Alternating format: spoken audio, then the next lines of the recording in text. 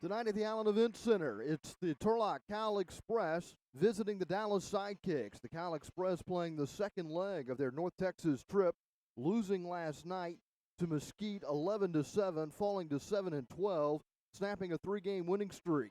The Cal Express are 2-6 on the road, facing the Sidekicks, who come in with a 3-18 record overall. All three victories coming here at the Allen Event Center. It was here that they snapped a 10-game losing streak when they defeated Mesquite 5-4.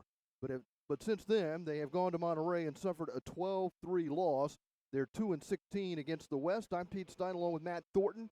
Glad you could be with us as the Sidekick play their final home game of the season, taking on Cal Express. And despite that record, I think this is a confident Sidekicks team that comes in, but they're going to be playing without their head coach on the bench. He's been suspended for 2 games for an accumulation of cards and a red card. Yeah, head coach and their captain, Ricardinho Cavalcante, also suspended for accumulation. So, kind of an interesting way that worked out. Both head coach and captain off on the same game.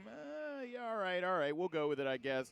But I think if you look at this Turlock Express team, fitness is not exactly what comes to mind when you look at these guys. So you think the second game of a head-to-head, back-to-back Texas two-step, I really like the Dallas Sidekicks odds in this game tonight, Pete. The Sidekicks have taken advantage of that opportunity already a couple of times this season when they've played an opponent on the second night of a back-to-back after playing at Mesquite.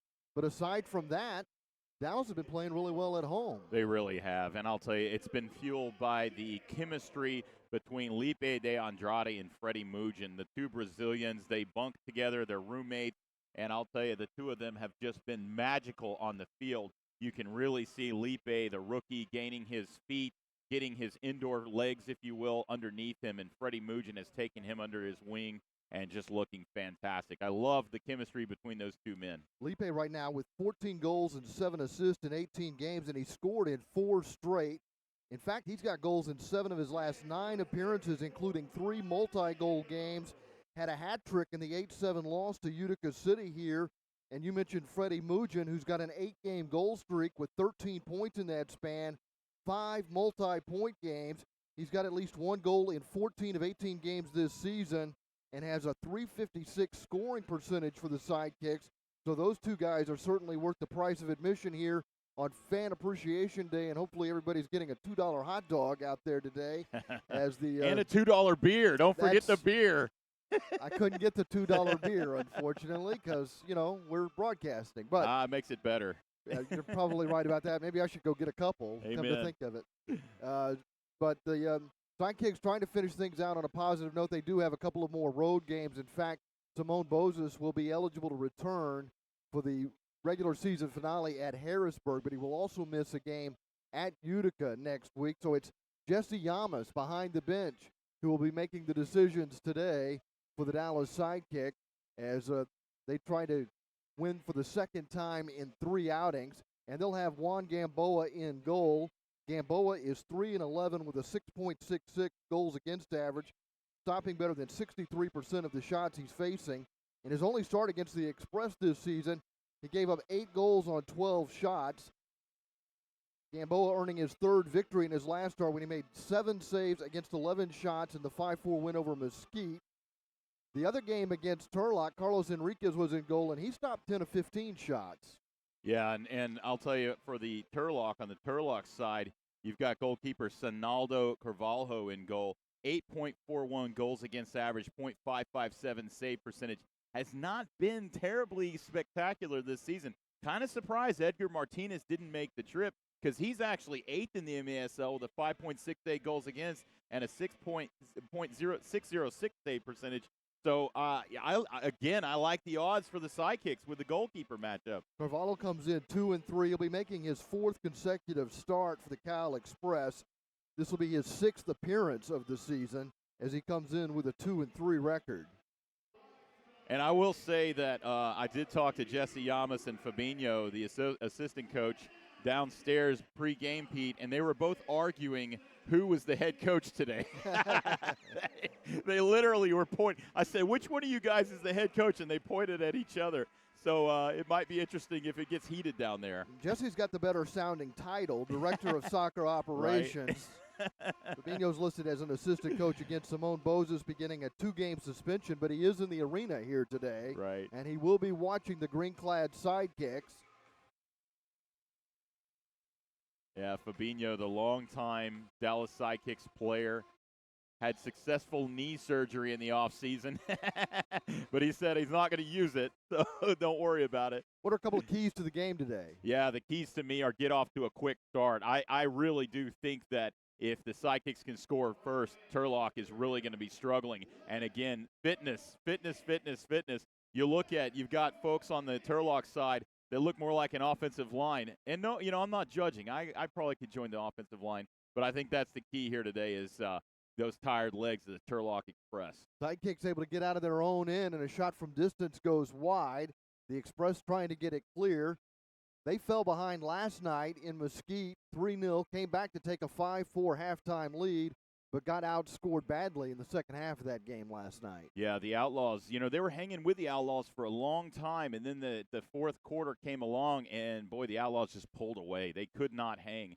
So that's why I'm saying I think the fourth quarter for Turlock could get really ugly on a back-to-back. So, yeah, and Turlock having to play last night in Mesquite, an afternoon start, and oh, by the way, they had to spring forward and lost an hour's that's sleep. right. That's right. Right now it's the Sidekicks who are trying to spring forward, building the attack out of the back. And again, the list of players that aren't playing for the Sidekicks is a long list right now. It's lengthy. Artur Evo, Cameron Brown, TJ Nelson, Rick Herdinho, Diego Barrato, Fernando Garza, Kleber Bismarck, 27 points total, not on the field tonight. And D'Souza got taken down, but the official says play on, and again, D'Souza goes down and eventually earns the free kick.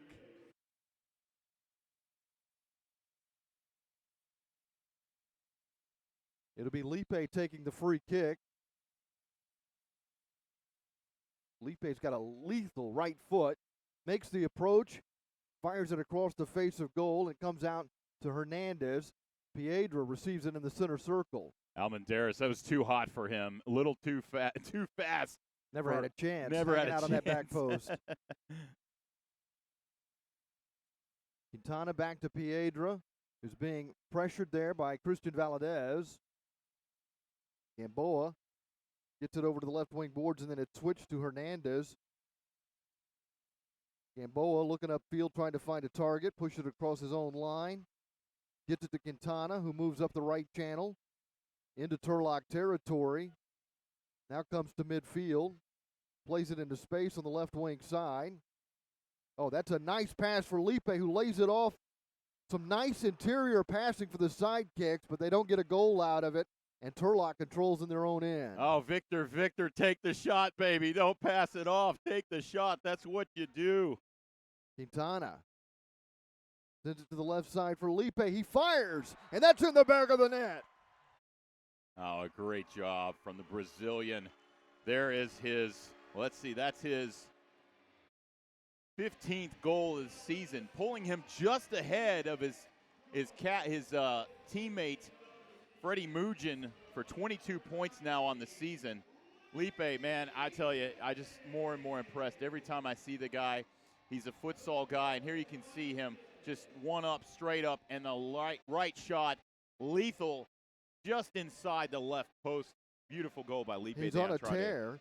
He's got goals now in 5 straight games and in 8 of his last 10 appearances, and he's looking for a 4th multi-goal game in that span after scoring early today. Had a hat trick here in the loss to Utica City. The game has just come to him. You can see he's figured out this game. He's much stronger on the ball. He was getting knocked off the ball too easily early in the season. Wasn't playing a lot of defense. Head coach Simone Boza says he gets more excited about defensive plays than he does offensive plays. Gamboa picks this one out of the air as the target man was Luis Brambilla, and he's kind of been the Lipe of Turlock. He's a young player that's coming on strong. He has scored in both wins over Dallas, and he wins the ball here for Turlock. Coming in, Gamboa makes the shot, makes the save off the shot from Varela.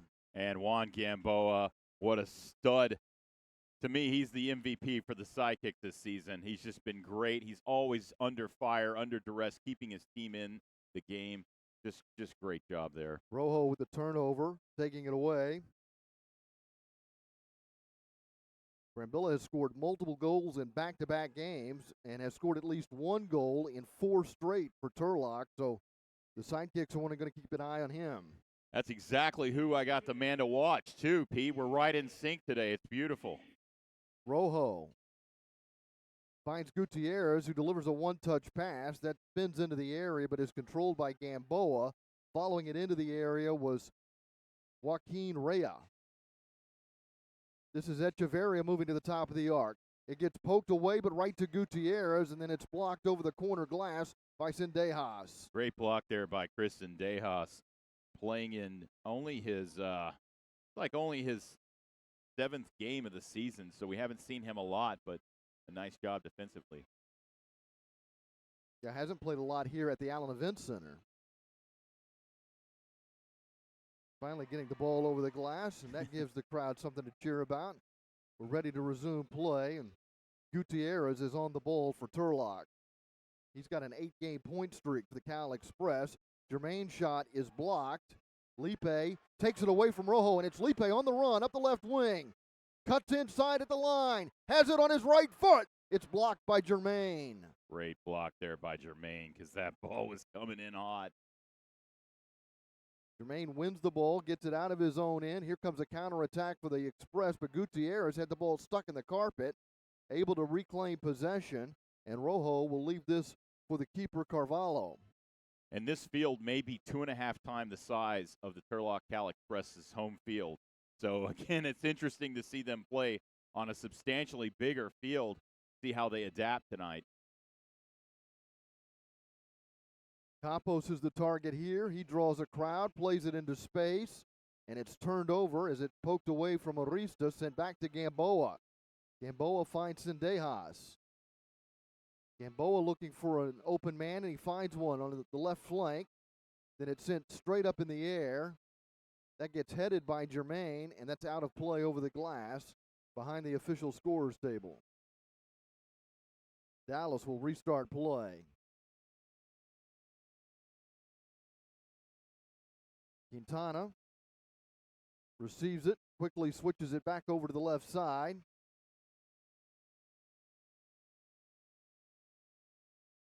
Sidekick jumping out to an early 1-0 lead. Just under 9.5 minutes to play as De La Gala sends it back to Quintana. Gamboa sends it up the middle to the feet of Quintana, right back to Gamboa. Gamboa now sends it up the right side. Has a man, Almendares, unable to trap it, chases it to the corner. Sent out to Polito. Polito of the Cal Express gives it up for Rios. And then that'll be sent back to the keeper, Carvalho, by Jermaine, as Turlock tries to get out of their own end. And we're seeing Dallas employ some of the tactics that we saw from Mesquite last night, and that's high pressure on the Cal Express. Absolutely, yeah. Make it difficult for them to exit their defensive end. And they did not have a lot of possession last night. Jermaine gets it to Rios, to Varela, and there's an open goal, and sliding into it is Jermaine, and he's tied the game 1-1. Beautiful pass there from Varela. Some nice 1-2 combination, and they tied it up, obviously. But, man, Jermaine right there at the right spot, and that counterattack is going to kill the Dallas Sidekicks, and they executed it to perfection. You can see here the cross one-timer back to the net, sliding Jermaine, beating goalkeeper Juan Gamboa. Jermaine was held off the score sheet last night at Mesquite, coming off a season-high 4-point performance at Orlando, where he had 3 goals and an assist. Jermaine's 7th goal of the season. Less than 8.5 minutes remaining here in the first quarter. We're tied 1-1 at the Allen Event Center on Fan Appreciation Day. The Sidekicks home finale, looking for a 4th win on their home floor. Sendejas sends it up the center forward channel, but it's intercepted by Rojo, and then he has it poked away. Carvalho trying to clear it with a wall pass to Gutierrez, and here comes the counterattack for the Cal Express. Rojo with a shove as he moves up the left wing, put a forearm into the back of Sendejas, But the Sidekicks have possession, and the official says play on. Yeah, I'm surprised they didn't get that call. It was a clear forearm. Lipe inside his own line, marked by Gutierrez. I mean, he's going to I was going to Gutierrez. say, he's got to like that matchup, right, Pete? Yep. That ball is dumped on the left side for Mugen, and then Mugen sends it wildly into the seats, trying to extract it from the corner. And there's a timeout with 7:27 to play in the first quarter. The Dallas Sidekicks and the Turlock Cal Express are in a 1-1 deadlock here at the Allen Event Center. The Sidekicks drawing first blood, but Jermaine getting the equalizer to answer the goal from Lipe, which came at 2:40. And at 6:28, the Cal Express get on the board. Turlock out shooting Dallas 4-2 in the first period. The Dallas Sidekicks would like to thank Miter USA for providing today's match balls. Miter, founded in Huddersfield, England, is amongst the world's oldest sporting goods brands, starting production in 1817. Miter is a proud partner of Major Arena Soccer League, providing arena-specific match balls to both the MASL and MASL2. The MASL and Miter share a long-term vision to see arena soccer grow in North America. Miter's Astro Division ball is the official game ball for MASL League play. Miter's Astro Division is designed specifically for play on artificial surfaces. It features a more accurate flight than the average ball and has a 30% reduced bounce to make it play more efficiently in arena soccer. Thank you, Miter. We've seen the Miter ball in the back of the net twice today. Lipe opened the scoring early, and Matthew Germain, assisted by Julio Varela, tying the game at 1-1, and that's where we stand with 7:27 to play. There's other action in the MASL today, and some surprising numbers. Utica City and Kansas City are in a 6-6 tie. Kansas City is on the road at Utica, and Utica right now is sitting in second place, and they're in overtime, tied 6-6. Milwaukee leading Orlando 11-5. The Tropics with a 5-2 lead at St. Louis there early on. And Kansas City Comets playing without Captain Leo Gibson today. Sidekicks control in their own end as play resumes here in Allen. Christian Quintana pressured by Campos. Back to Gamboa. Up the left side. Hoya in the game. Gets to the attack line, and then it's taken away, and Turlock controls with 7:05 to play in the first quarter. Arista receives it and then sends it right back to the keeper, Carvalho.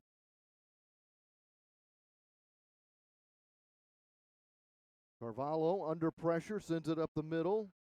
Gets knocked right back in his direction. D'Souza battling in the corner for the Sidekicks, goes down. Foul on Campos. Yeah, it's an easy call there. Ran right up the back of him. Sidekicks will get a switch. Set this up. R.J. Lovano, who scored in the win over Mesquite, it was a big goal that he scored, has the free kick from the corner spot. Watch Freddie Mugen on the back post, man. He loves that back post. Here's Lipe, and that one sails over the seats and into the suite level. Don't see many get up there. Yeah, field goal is good. I just love the chemistry between Lipe and Mugen. When the two are on the field, it's exciting. You almost expect a goal. Really have figured out how to play the game together. Carvalho with goalkeeper distribution. Gives it a fling up the right side for Gutierrez. Lipe marking Gutierrez. Gutierrez moves to the middle and then plays it out into space, trying to get it in the path of Rojo, but instead it's intercepted by Andy Ordonez.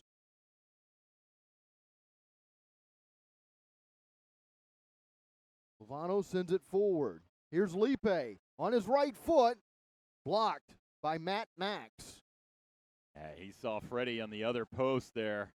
Good job by Matt Max getting in front of that ball. Here comes Brambilla, and he gets spilled at midfield. It'll be a free kick for the Cal Express. Yeah, Ordonez was way late on that tackle. That was a clear trip. 6:08 to play in the first quarter, still tied 1-1.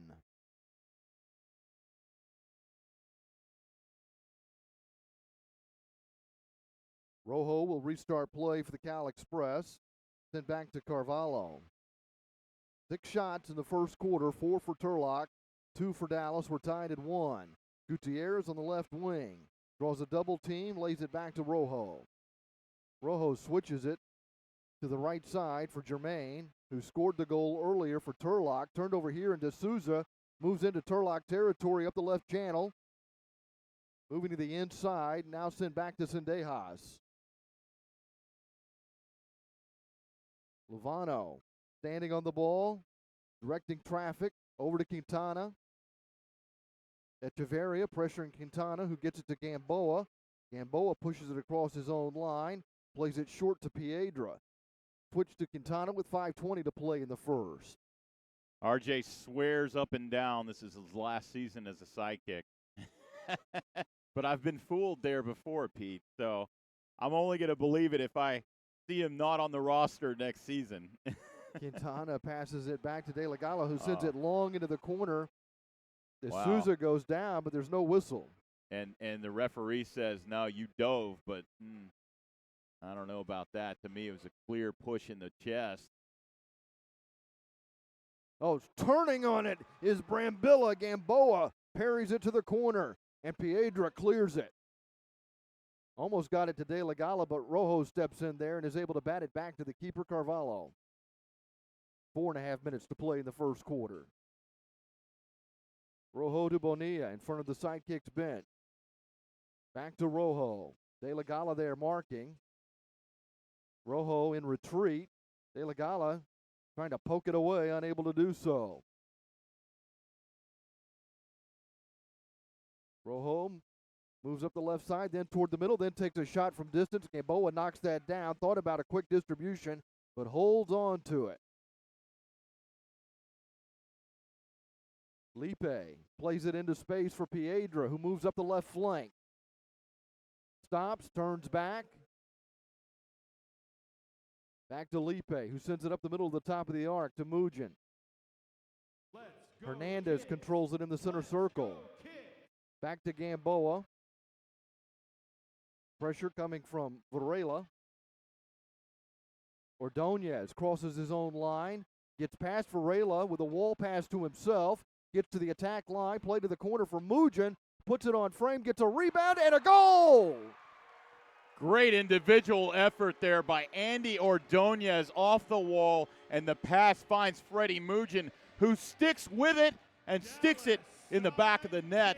You gotta love this guy getting his 18th goal of the season. Just an impressive play there by Freddie Mugin. Took the first shot, and you can see the pass by Ordonez. Here's the first shot blocked. And then another try goes high. Beats the keeper. Nice job, Freddie Mugin. Lipe and Mugin, the goal scorers today for the Sidekicks as they take a 2-1 lead. Mugin now with 18 goals in 19 games. It's a 9-game goal streak with 14 points in that span. He's also got 5 multi-goal games. Gutierrez trying to hold on to it, nearly turns it over, and the Sidekicks do claim it. D'Souza comes away with it. De La Gala was sitting on the ball for a moment. That was great defense by Hoya there for the Sidekicks. He did not let Campos turn, and then when he saw him trying to back heel it, he stopped the back heel. Rojo with some dramatics trying to get a call, and it may have worked. Yeah. A little ticky-tack there. Arista on the restart. 2:55 to play in the first. Sidekicks lead 2-1. Arista finds Gutierrez, who sends it to the back post. Campos can't put it away. Missed wide left. Rojo looking for another call. This time he doesn't get it. Arista moves toward the area, lays it back for a max shot. It's blocked, and here comes Sendejas out of his own end. Into space for D'Souza, who got grabbed by Rojo. No call. Sidekicks still have the advantage. Switched over to Lipe. Lipe getting to the Turlock line, into the corner, draws a crowd. I was going to say, I think the entire Turlock team is guarding Lipe right now. That was funny. Gutierrez sends it back to Carvalho, who just sends it up the middle to no particular target. And Gamboa controls as Turlock makes changes on the fly. So do the Sidekicks. Hernandez comes off the bench and receives it in the center circle. 2 minutes to play in the first quarter. You can't say Lipe has not garnered some respect by his opponents. Here comes Lipe moving past Jermaine. Puts it on frame. Carvalho makes a sliding stop but leaves a rebound. It comes out to Hernandez. I love the screen there by Freddie Mugin in front of Carvalho. Carvalho, beautiful job working through the screen and making the block. Gamboa receives it with 1:35 to play in the period. Dallas with a 1-goal lead. Lipe opened the scoring. Jermaine tied it. Mugin has reclaimed the lead with a goal for the Sidekicks, who are once again on the attack with 1:22 to play in the period. Hanging out at the back post and scoring another goal is Freddie Mugin, this time assisted by Andy Ordonez. Nice job, Andy Ordonez. Instead of taking the shot, which was the obvious choice, passed it off once again to Freddie Mugin. How about Andy Ordonez with the assist again? And Freddie Mugin doing what he does, sitting on the off post, just knocking balls in. Not pretty, but it's effective and it works. Beautiful job, Freddie Mugin. That's 6 multi-point games now for Freddie Mugin.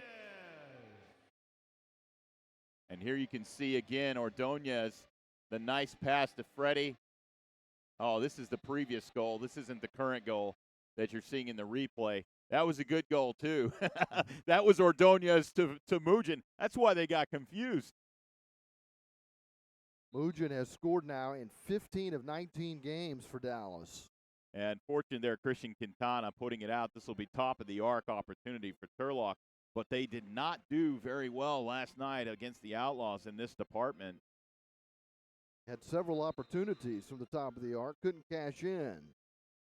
Gutierrez puts one on frame, batted straight up by Gamboa, and it lands right back in his hands while he's sitting on the ground. He flings it out to the right side to Mugin, who sticks out his right leg but can't control it.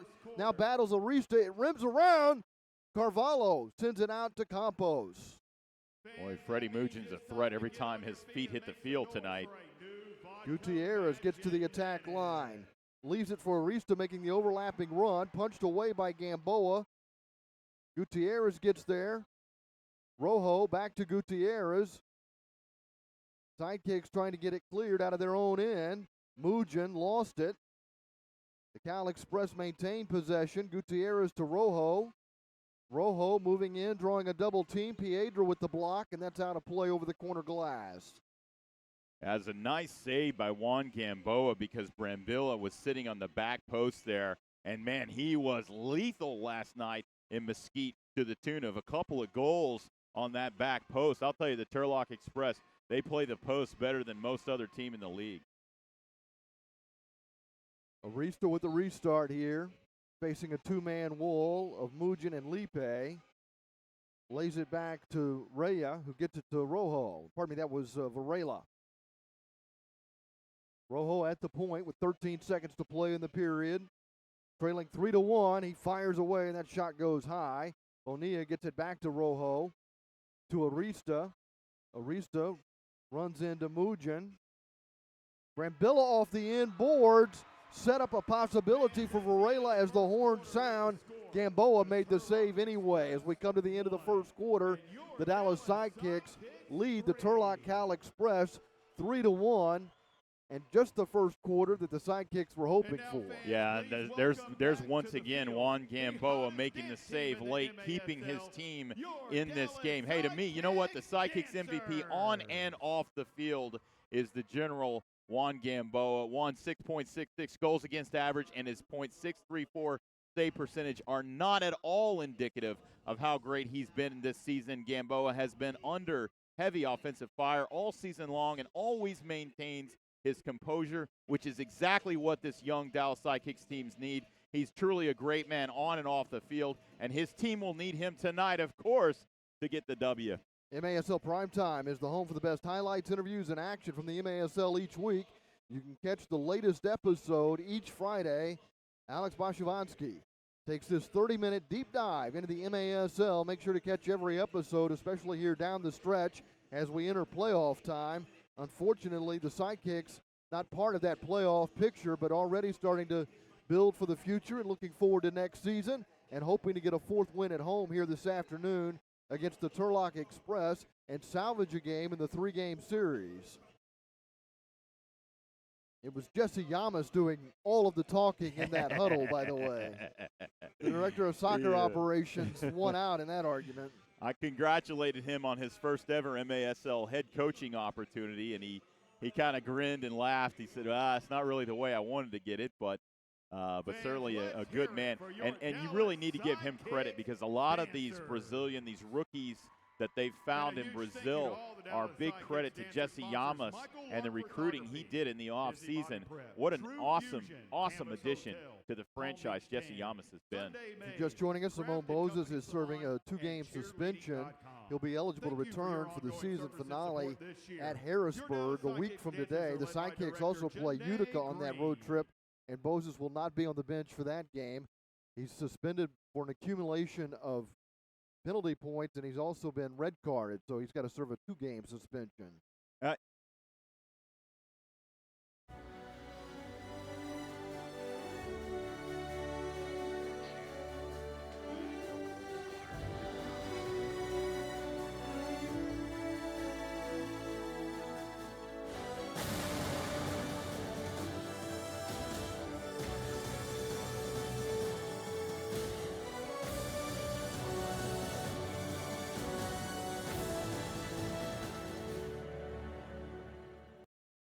Second quarter gets underway. The Sidekicks kicking off with a 3-1 lead over the Turlock Cal Express. And somebody in the stats department has to check me on this, but I think Simone Bozes might be the first ever head coach to serve a 2-game suspension, but I could be wrong. He mentioned it to me, and I said, well, you know what, Coach, you may be right. Hernandez in his own end. Controls for Dallas. Switch to Quintana. Played back to Gamboa. Gamboa moves up the middle. Looking for a target clad in green and finds Hernandez. Hernandez dueling with Gonzalez. Gonzalez able to get it back to the Turlock line. Valadez now chases. De La Gala gets ahead on it. Valadez unable to clear it. Not past De La Gala. And now it's sent over the top by Mack. And a battle for possession in midfield won by the Cal Express. Played sloppily back to Carvalho. Here comes Max across his own line, diagonally. Finds Gutierrez behind him. Max continues to make the run. The ball is sent up the right side. Arista to the top of the arc. Campos shot blocked by Quintana. Dallas not able to clear it any further than Valadez. This is Gutierrez, their leading scorer, setting up Campos. Keeping it from going across the goal line is Juan Gamboa. Great slide, and it popped up over him, but he grabbed it before it crossed the line. Beautiful job, Juan Gamboa. Quintana wins the 50-50 ball here. Accelerates, trying to get past Max into the corner. Carvalho will let that roll into the area and scoop it up. Rojo back to Carvalho. Carvalho plays it short and ahead to Aristas and back to the keeper. Finds Max to his right.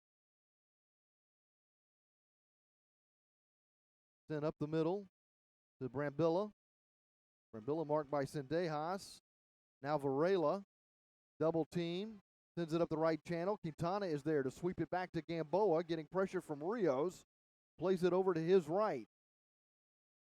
Piedra crosses his own line. Gets it to Lipe, marked by Germain. Up the middle to De Souza. 12:40 to play here in the second quarter. The Sidekick with a 2-goal lead as Piedra circles away from the pressure applied by Varela, getting it back to Gamboa. This is Sendejas across halfway. Brambilla missed on the sliding tackle, went into the wall. De Souza's open, and he scores! Getting a beautiful pass, a spot-on pass. Sets up De Souza, and the Sidekicks lead 4-1. Really nice play on the wall by Sendejas, getting that ball, keeping it just out of the reach of Brambilla and across, and Felipe De Souza getting a goal scorer's goal there on that back post, sweeps it in beautifully. Boom, one-timer. Souza gets the goal for the Sidekicks, who now lead by 3. That's his 8th goal. He came in with 7 goals on 34 shots. He had also committed 34 fouls. Yeah, he is. He's a foul earner, shall we say? Well, my wife refers to me as a Oh foul man! earner. Oh, I can't even imagine that. Foul called and a restart for Gutierrez in the Express, but that's not where you restart it. So Gutierrez will have to put it in the right spot and then restart play. Finds Varela in the center circle. Back to the captain, Gutierrez. Gutierrez pushes it up the middle into Dallas territory, veers right, and then sends it toward the left corner. 12 minutes to play in the second quarter. The Cal Express down by 3. They overcame a 3-goal deficit last night in Mesquite when they fell behind 3-0, but then dominated the second quarter, only to fall last night to the Outlaws 11-7, ending a 3-game win streak. A one-timer for Pulido is right into the hands of Juan Gamboa. Yeah, something to keep an eye on is Brambilla, the second-year man. When he slid into the wall on that attempted tackle on Sendejas, he limped off. He was slow to get up, and I'll tell you, he went knee first into the wall. Kind of a scary moment for that young, good player. Gamboa with 8 saves for the Sidekick so far, who lead 4-1. Trying to get it to D'Souza. Lipe turned it over. Turlock controls in their own end. Campos plays it back to the keeper, Carvalho, who finds Campos across his own line. Back to Carvalho. Now Rojo pressured by D'Souza. Carvalho will be pressured up the middle to Arista. Nice one-touch pass to Varela, who crosses halfway up the left side. Finds Rojo making a break toward goal. A one-timer goes wide left. Great opportunity by Rojo there. Beautiful job making a run down the middle. Hernandez does a great job getting the ball out of the Dallas end, out of their own corner anyway. Now D'Souza clears it to halfway, but Varela traps it, sends it to Rojo up the middle, laid off to the left wing for Max. Takes a funny bounce off the end boards, never gets into the area. There's a wide open goal. The Cal Express not able to capitalize, and the ball is cleared. Lipe controls along the wall. Contact made. Lipe goes down, and the whistle sounds. That's Arista who gets called for the foul. Yeah, Lipe's slow to get up there. Kind of a scary moment. Checked into the boards. These boards, unlike last night against the Outlaws, these boards have 0 give. Here's Quintana, marked by Germain. Now double team. Quintana trying to win the battle with Germain, who goes down, and that's a foul on Quintana. Yeah, a little trip there. Dallas Sidekicks foul, call on number 17. 10 minutes Christian remaining here in the Quintana, second his quarter. first Dallas of with the a game. 4-1 lead. Dallas scored the first goal. Then it was Germain who tied it up, and the Sidekicks have reeled off 3 more tallies. And Gamboa pushes it across his own line and sends it in to Freddie Mugin. Mugin dragging the ball into the area, marked by Rios. Mugin goes down looking for a whistle. No call. Turlock controls. That's a nice try by Mugin trying to get that whistle. Gutierrez moves up the right side. Lovano giving chase. Gutierrez into the area, but the trailer was late getting there. The Sidekick are able to send it into safety as the Cal Express make changes. Yeah, Freddie tried the old Oscar nomination there and did not get the nomination at all. Bonilla playing it left to Varela. And Carvalho the keeper. Brambilla is back on, so that's good to see. Seems to be running moving okay. Yeah. Right in sync there, aren't we? In late season form. Yes, indeed.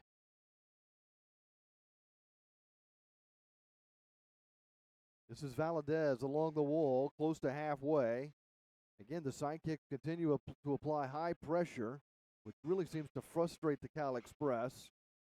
Carvalho keeps it on the ground, playing it to Brambilla.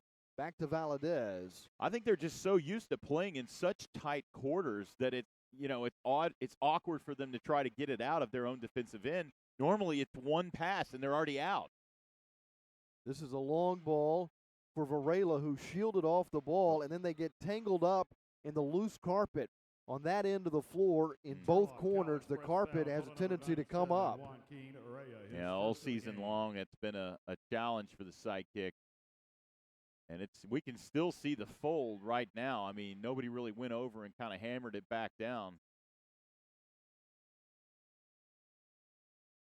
Here's Rojo at halfway. Sends it across the Dallas line. Varela takes a shot that's blocked. Hernandez chasing to the wall. It's sent back to Bonilla with 7:50 to play in the second quarter.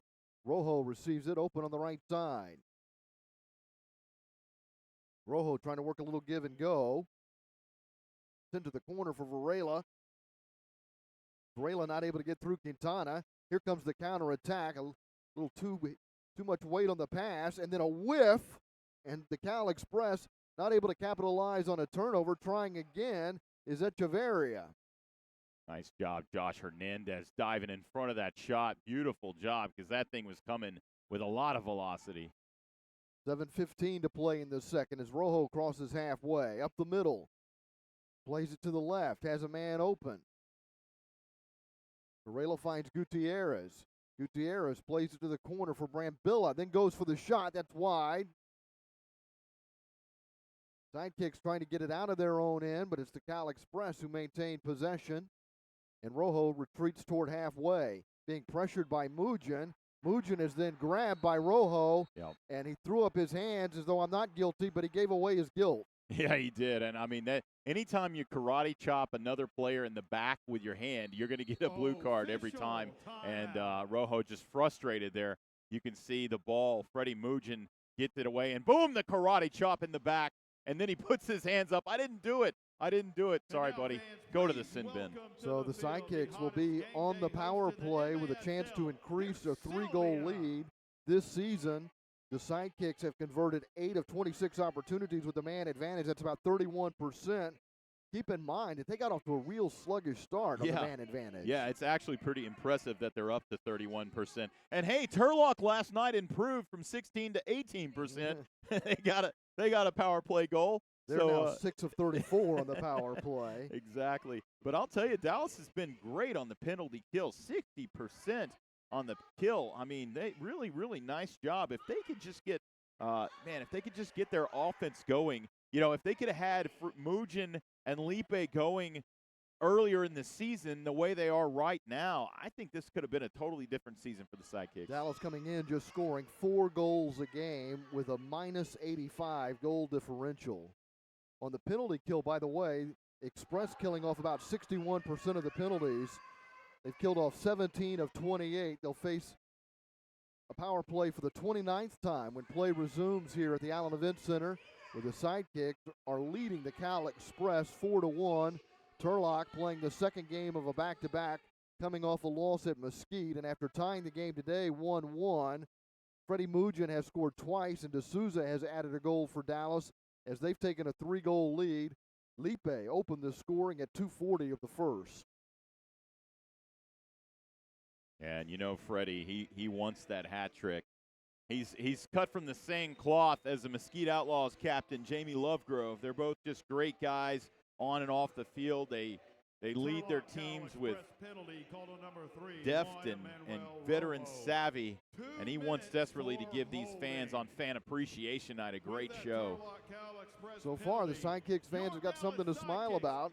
A 4-1 lead with 6:48 to play in the second quarter. Matthew Germain with the only goal for Turlock. Sidekicks get to the attack line. This is played back to Lovano. Lovano really helping out the Sidekicks power play. At the point here, finds Lipe. Lipe on the left wing side, switches it now to the right. Mugen hanging out around the goal.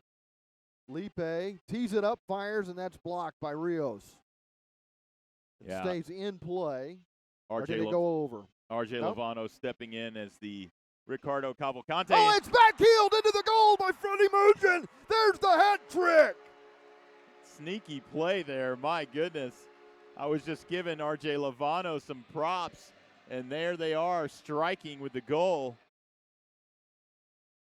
Nice little back heel by Freddie Mugin. Lipe getting the assist. The ball was bouncing along the wall. Lipe retreated to get it. It stayed in play. And he was able to set up Mugin for the cheeky back heel that makes it 5-1 Dallas. And here's the hat trick play for Freddie Mugin. Nice job sitting on that post. And Lipe de Andrade finding him. Just love the chemistry between those two. And, man, right on cue, Freddie Mugin with the hat trick. That's his, I believe, his 21st goal of the season. 20th goal, excuse me. 5:57 to play when the whistle sounds here in the second quarter. Free kick coming from the right wing side. Arista will restart play for the Cal Express. Dallas Sidekicks foul. Call number 7, R.J. Luvano, his first of the game. Luvano gets called for the foul.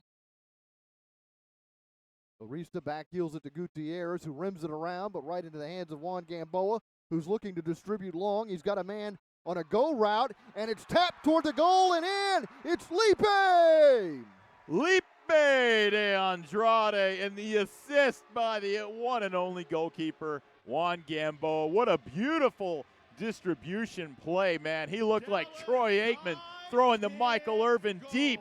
He hit him right in stride, and Lipe de Andrade with a beautiful one-touch over the top of Carvalho. How about this Dallas Sidekicks team taking it to the Turlock Cal Express? Just seconds after Lipe assisted Freddie Mugin on a power play goal, he scores himself, breaking down the middle of the pitch. Gamboa getting the assist on this goal, and the Sidekicks, with a rarity this year, a 5-goal lead, up 6-1 over Turlock. Man, we might see a couple of hat tricks tonight. Now Lipe threatening with the hat trick. Sidekicks will want to keep the pedal to the metal here. They've been outshot 12-8 by Turlock. But the Sidekicks, who had 3 goals in the first, have added 2 in the second. Jermaine's got the only goal for the Cal Express. They're looking for more here. Nice passing, but it doesn't lead to a goal. Great tracking back, Freddie Mugin. Gamboa makes a save. It comes back to Echeverria, who now turns it over. Gamboa stopped Varela, who got a couple of chances. Yeah, number 31, Echeverria, spilled Christian Quintana for the foul. Lipe, defended by Jermaine, comes to the boards in front of the benches and then plays it to Mugin at the top of the arc. Mugin with a back heel pass never gets to Lipe. It's taken away. Rojo has it. Oh, they're feeling it tonight. You can just tell they're feeling it. To Jermaine, inside the Dallas line, fires across the area to Rojo. Rojo rims it around in the corner. Piedra gets it out to Lipe. Lipe in traffic, into space for Quintana. Quintana fires it in front, and Andrade just missed. How about the pass from Lipe? How did he even do that? Brought his right foot around behind him and passed it long. Andrade winning the ball along the boards. Unbelievable. What a play. And then a foul called. I mean, you got to love this rookie, man. I mean, when he makes a play like that, literally had no chance to get that ball across to his right. He was on the left wall, brings his right foot around behind him, punches the ball to the far right side. What a play. My goodness. Sidekicks on the restart. Send it back to Gamboa with 4:10 to play.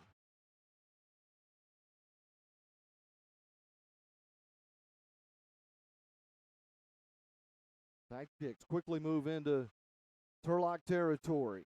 Sidekicks enjoying much of the possession here. Ordonez along the wall, plays it back to the middle. De La Gala back to Luvano. Back to Gamboa. Change is made. Ordonez is on. Luvano plays it off the wall. Brambilla marking Luvano. Gamboa launches it up the middle. Andrade plays it to the right side. Andrade then chases it into the corner. Andrade looking for some support and gets it from Lovano. Nice play by Almendares there, doing his thing at the forward. Another rookie from Brazil. Andrade at the top of the arc, surrounded by three members of the Cal Express, and it's taken away by Jermaine. Tried to play a wall pass to himself. It's intercepted by Sendejas. 3 minutes to play in the second. Ordonez in the center circle. Plays it to his left for Hoya.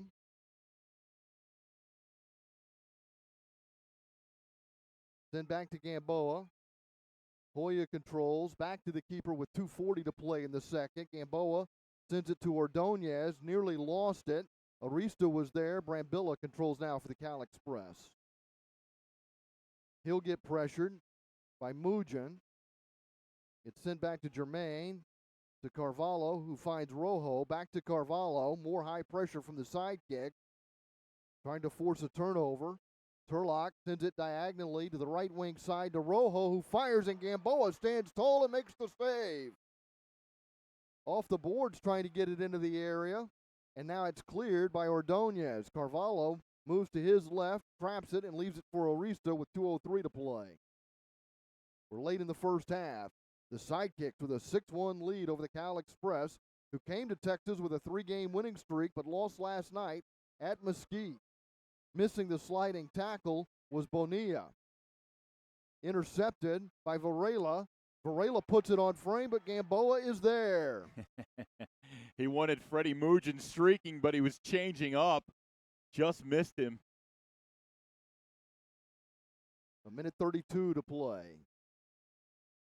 Mugen inside his own line, or pardon me, Lipe inside his own line, plays it back to Gamboa. Sliding tackle, that's going back toward goal, but it didn't get across. It's punched away to the corner. How did that not get in the goal? The Sidekicks get a break and then a foul with 1:14 to play in the second. Will give Turlock a restart from the corner. Great job, Juan Gamboa there. The block on the trying to get the pass out. Hurried back, grabbed it one-handed and threw it out. And then Christian Quintana questionable there on that foul. I didn't think Christian, I thought the Turlock Express player was all over Christian. I didn't think that was a foul against Quintana at all.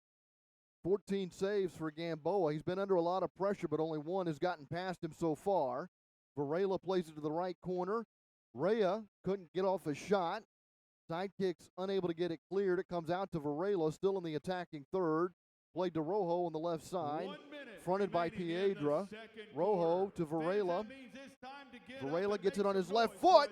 Gamboa moving to his right makes another save. How does he see that ball through all that traffic? Unbelievable save by Juan Gamboa. We're down to the final 45 seconds of the first half here at the Allen Event Center. Turlock seeing more of the ball here over the last couple of minutes. Trying to pull one back, trailing by 5.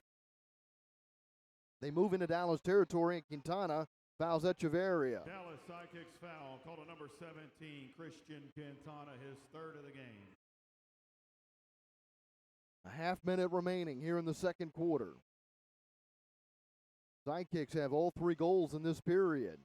Gutierrez punches it toward the area. Arista not able to get a touch on it. Mack chases it to the wall.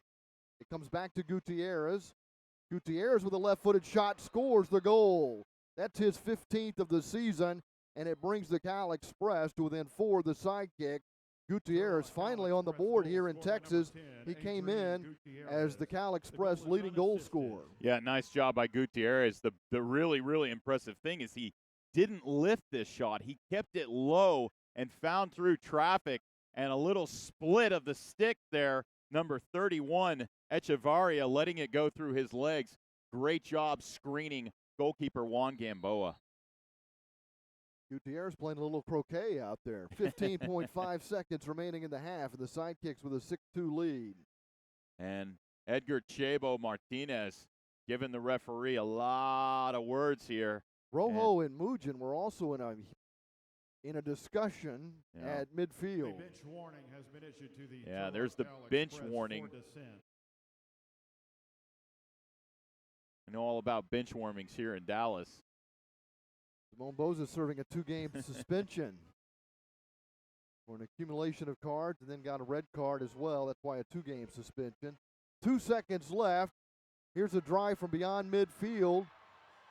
It had to cross the goal before time ran out. Yeah. It's not. If it was basketball, that would have counted. The crowd wanted it, and it did. I think it actually did bounce down over. Yeah, I'm kind of surprised that Carvalho let it go, to be honest with you. I don't know why Carvalho wouldn't make that catch just to be safe, because he let it go, and he turned out to be right. But, man, that was awfully close. I mean, 0.3 seconds close. Goodness gracious. Living dangerously, Carvalho. That may be the best half of the season for the Dallas Sidekicks as they take a 4-goal lead into the locker room. Dallas enjoys a run of 5 goals, and I can promise you that's been rare this season. Yeah, indeed it is, and they've really played extremely well this first half. Just, and they're paced by Freddie Mugin and Lipe de Andrade, playing some great defense, too, not allowing Turlock Cal Express, that pesky Brambilla, to be wide open on the far post. Really good job defensively and extremely good job offensively. Couple of finals, one upset. The Kansas City Comets knocking off Utica City today, 7-6. Utica sitting second in the East. The Milwaukee Wave overwhelmed the Orlando Seawolves today, 12-6. St. Louis is hosting Florida, the Tropics, first in the East. They've had a tremendous season, and they're leading 9-4. They're in the third quarter at RP Funding Center in Florida today. And then later on, a big game in San Diego as Tacoma visits the Sockers. Tacoma trying to secure a playoff spot in the West. They're battling with Ontario and Sonora. Only 2 of those teams are going to make it in. Right now, San Diego seems secure, and, of course, Monterey clinched the West, it seems like a month ago. Yeah, and that's true. And, you wonder about Monterey having kind of this lengthy period of time. And, man, Florida Tropics, they look beatable of late, Pete. I'm kind of surprised. I think that Matt Clare injury is really impacting them. And, of course, a surprise release of Gordy Gerson as well, who's, struggled this season with injuries. But, man, he's been impressive on the field when we've seen him. So the Tropics leading St. Louis 9-4. They've gone on a little bit of a run there, but the Sidekicks with an impressive run here to take a 6-1 lead over the Cal Express from Turlock, playing the second night of a back-to-back. And you mentioned it as one of your keys to the game, Matt, that fitness would be a factor, and that's certainly going to play out here in the second half. The Express have outshot Dallas 17-9 here in the first half. Yeah. We've had 6 blocks, the Sidekicks with 4 of those. So the Sidekicks have been under pressure, but they're playing well on the defensive end. They really are. They've done a great job. And I'll tell you, fitness, when people say, are you into fitness? And I say, yeah, fitness hamburger in my mouth.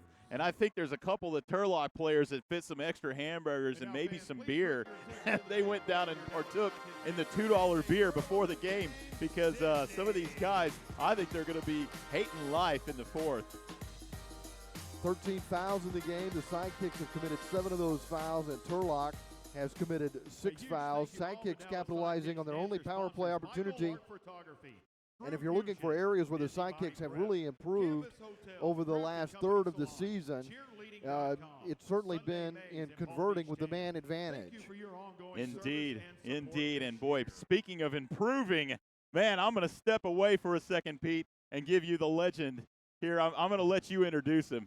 Yeah, Gordon Jago, who had the opening kick here at the Allen Event Center, is joining us here as our special halftime guest. And it's always great to see Gordon, who used to work with Gordon back on these Sidekicks games. It seems like not that long ago. Hold on. That was not work. That was pleasure.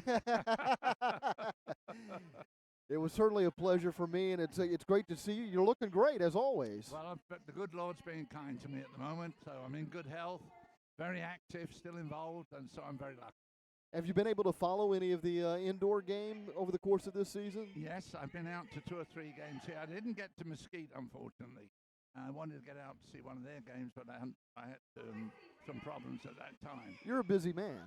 Yes, the Dallas Cubs keep me very busy. But to be truthful, Pete, it's good.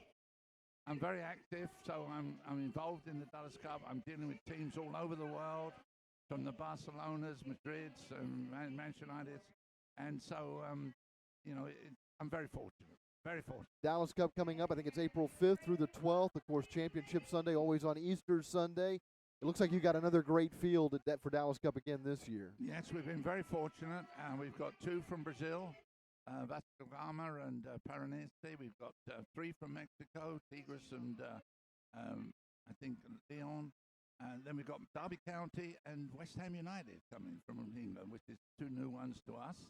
And so Eintracht, of course, are always coming back. So it's a very interesting field. I think there's going to be some really excellent games for the soccer population of Dallas to come out and see. No doubt, and we always get excited about the European teams and the Brazilian teams, but it seems like it's those teams from Mexico that seem to do really well at Dallas Cup. Well, of course, Tigres have won last year, and I know they're coming back. They want to defend their title, and I've heard that Monterrey this year are very strong, and of course, this is under 19. It's their younger players coming through, but from what we've received and the information that we've gathered, it looks as if we're going to be very fortunate to have another very good tournament. As I've shared with you before, I'm always amazed when I watch the younger groups at the Dallas Cup, just how well they play the game. Yeah, and it's interesting. If you look at the younger groups, under 12, 13, 14, and 15, our American teams are doing well. When we get over 15, 16, 17, 18, that's when the problem occurs in terms of competition at that age around the rest of the world. It's interesting that you bring that up because I was going to ask you if there's particular regions of the United States that seem to have success in Dallas Cup across all age groups. Yes. I mean, Southern Cal is always a strong contender, and Dallas has been a strong contender, with FC Dallas, of course, winning the Super 2 years ago. No, I mean, we're seeing an improvement, and it's going to continue. As I say, it's got up to under 15. We're competitive. These American teams can do well, compete, and actually win the tournament at age group. Over 15 at the moment, we've still got a little way to go, but it's improving all the time. You know, Americans are really impatient because they think it should happen instantly. No. But it doesn't happen that way, does it? It doesn't. It shouldn't. You know, I tell my friends in Europe, America's only 200 years old. That's incredible. When you think where it come from in 200 years, and then you look at other countries that have been around for hundreds of years, thousands of years, and that don't compete with us as a country. So it's the same in our sport. Soccer is a newer sport in this country, and it's developing well. It's coming along fine. We're seeing some excellent young American players coming through now, and it's just a question of time. I want to ask you about the indoor game and what you think the state of the indoor game is, and what impact did the indoor game have on soccer in general here in the United States back when you were behind the bench for the Sidekicks? Well, of course, indoor soccer at that time saved soccer. The North American Soccer League was struggling, was going under, and the MISL gave work to players, to coaches like myself, and we kept the name of soccer, though it was indoor, alive, because the outdoor soccer was struggling, and it's come along there. Now I haven't been able to follow it as much as I would like to, the new league, but I believe they've got a few problems, unfortunately. But as I said to these boys today, I saw the team before they went on the field, and I said, hey, the first year of the Dallas Sidekicks, 12 and 36, and 1,700 people was the average attendance at the Reunion Arena. 3 years later, 16,800 sellouts, and we're championship. So, you know, it can happen. It's going to take some work, and they've got to do some things, I think, in the market to attract the young soccer folk to come out and see the Sidekicks play. The success of the outdoor game here in the States, it's affected the indoor game, though, hasn't it? Oh, yes, it has. But that's still good. There's room for two. I mean, there's 300 million people in the United States. There's enough to go round to all sports. So, but it's a question of you've got to promote well, you've got to produce a good product, and you've got to make it an entertaining game, particularly indoor. The outdoor is going to succeed because it's worldwide. You've got the international experience for people, and now with television, I mean, our kids. I mean, I'm seeing more kids in Dallas with Messi shirt, right, of Barcelona than ever. because they're seeing Messi play every Saturday on television. And Yeah. television is bringing the game of soccer to the United States unbelievably. And the impact of that, seeing more and more European soccer, we see almost, if you wanted to, you could see every English Premier League game. And That's young right. people are watching those games. That's going to have an impact on Oh, American yeah. soccer, isn't it? Well, again, you've got the La Liga now, you've got Bundesliga, you've got the Premier League. So that nowadays the youngsters who are interested and the general fan, there's enough soccer to see over the weekend from all over the world at the highest possible level, and that's going to help us succeed there.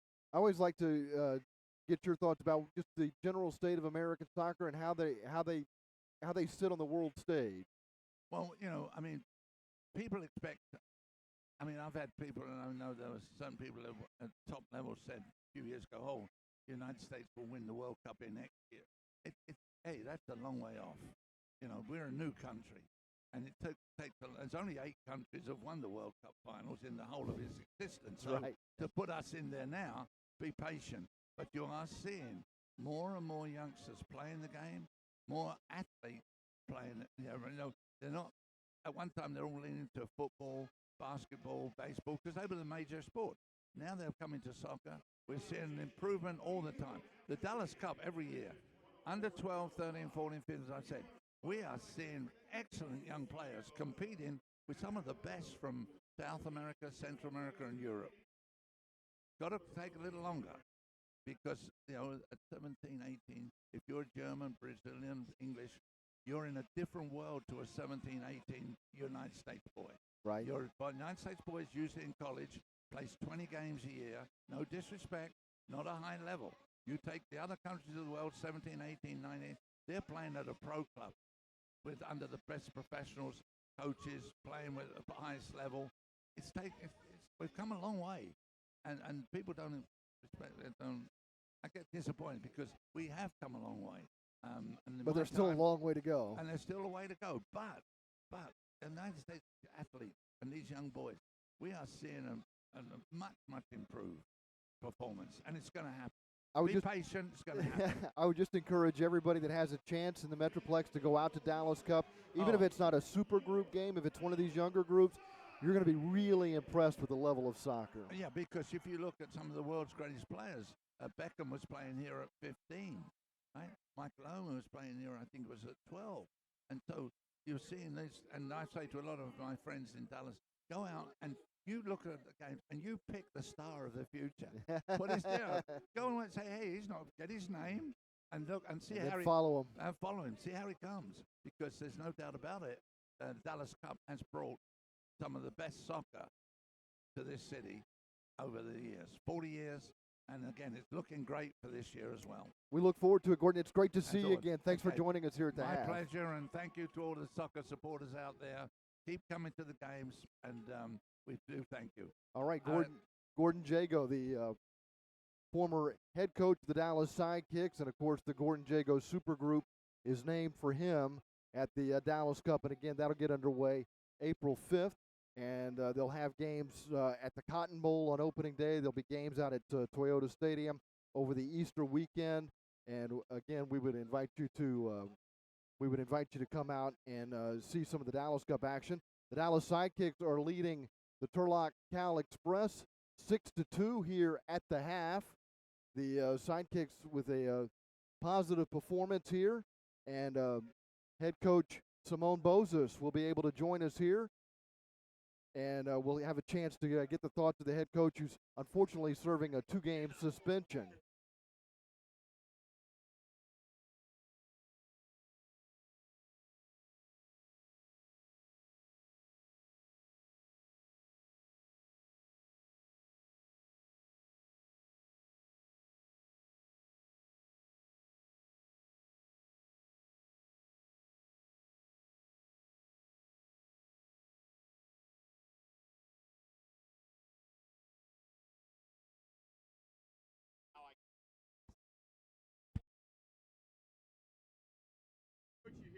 Yeah.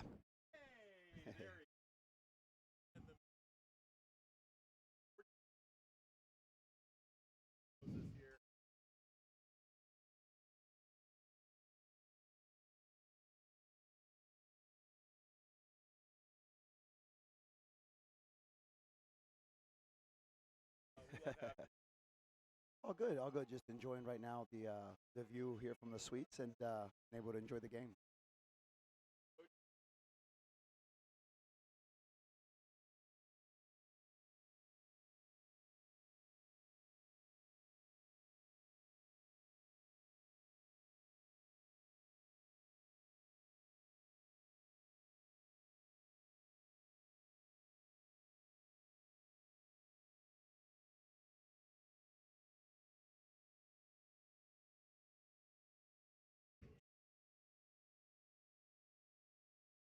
Oh, so we were able to go to Brazil. We had actually a couple more, but unfortunately the visa process did not allow that to happen. So that being said, we were able to get 2 players. Then we were able to just go around the talent that there is in the DFW market and have to start teaching a lot of young men how to play this game.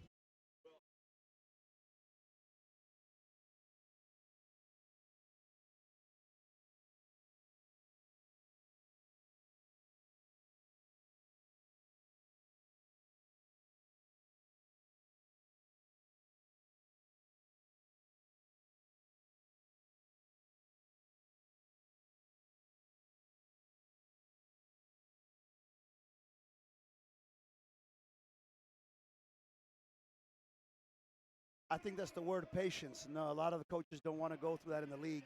They don't want to have to develop players into the indoor game. We talked about it off season. This season was probably more than anticipated because the few guys that were veteran got injured right at the beginning of the season, and so therefore it got a lot of playing time for guys that probably would have kind of made their way little by little, but this time they had to make it all at once, right?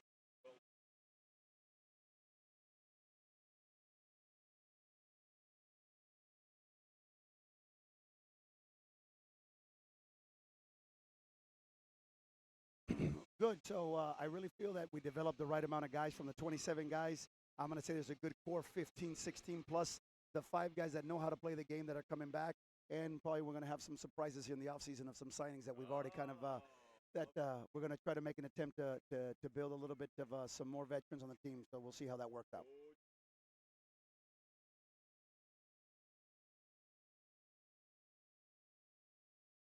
Sure.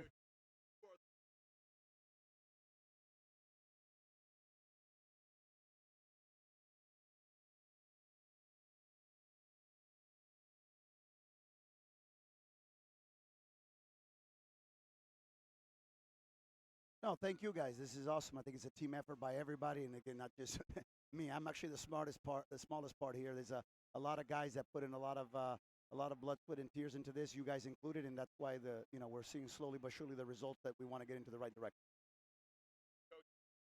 There he goes. Thank you.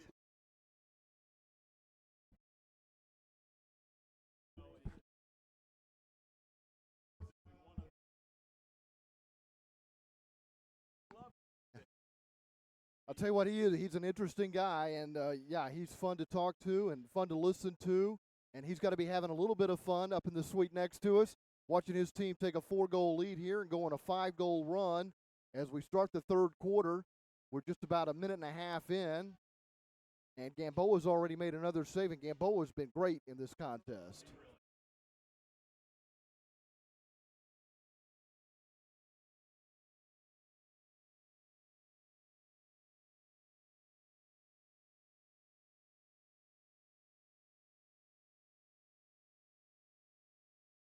And you've got the vodka out, so.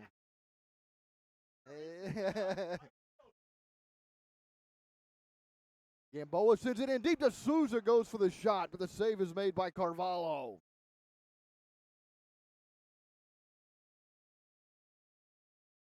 Lipe gets tripped up here.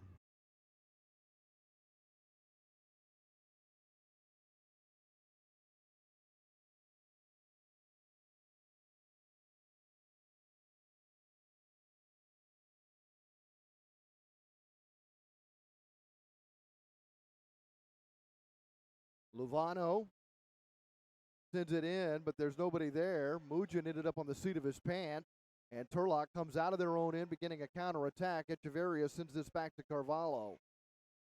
12:45 to play in the third.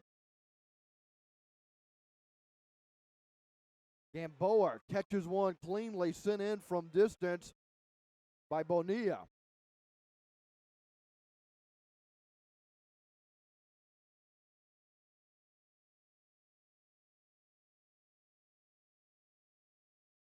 Ordonez back to Gamboa. Pressure from Gutierrez. Gamboa lifts it across halfway, headed by Brambilla, but that lands right at the feet of Hernandez. Gutierrez not able to get past the defender, Sendejas, who sends it long for Mujin. Mujin, marked by Rojo, got pushed in the back, sent back to Ordonez. Ordonez off the inboards trying to connect with Mujin. Carvalho slides out of the area. It's loose in front, just missing wide left. It remains 6-2. Gutierrez with one touch, and Gamboa again in the right place at the right time.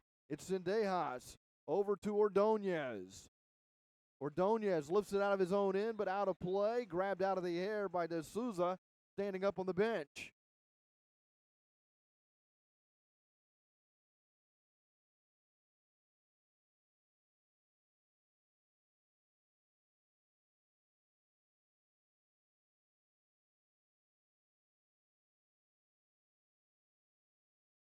Arista crosses over, plays it to the right wing side. Rojo just misses.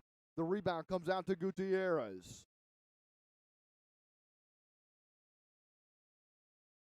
Rojo being marked by Hoya.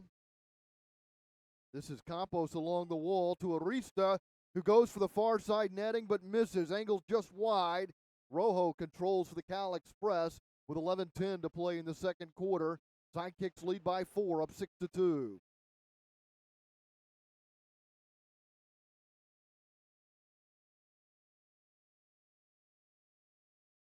Nor should they. They've been outshot today 20-11, but they're outscoring the Express 6-2. Campos chested down, gets it to Jermaine, who scored the first goal of the game for Turlock. This into Varela using the inboards to set up Campos, who takes the shot and then just flat out runs over Hoya. Play continues. Campos getting physical in the corner, pushing Quintana off the ball. Wow, they're going to call that a foul on Quintana? I can't believe that. Neither can Quintana. Good gracious. I mean, Quintana's literally on his hands and knees getting pushed in the back. Boy, I really disagree with that call. I thought it was a drop ball. A drop ball to me is the right call. Campos for Arista, who back heels it. Varela misses the shot high. Quintana settles it. Sendejas nearly turned it over, but Quintana is there to clear it out to halfway. 10:19 to play. Third quarter. Polito has it at his own line. To Gutierrez. Marked by De Souza. Gutierrez moves across halfway, now goes right. Fires from distance, down on one knee, scooping it up, is Juan Gamboa.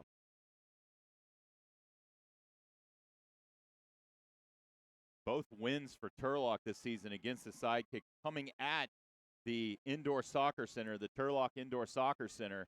First time Turlock's had to play on a field that's regulation. Gamboa with 13 saves. Here come the Sidekicks into Turlock territory. This is De La Gala circling it back out to Lovano with 9.5 minutes to play. Ordonez has it in the center circle. Played right to Hernandez. Lovano sends it up the right wing side, back to Hernandez. Lovano being marked by Polito up the middle to De Souza with Bonilla behind him.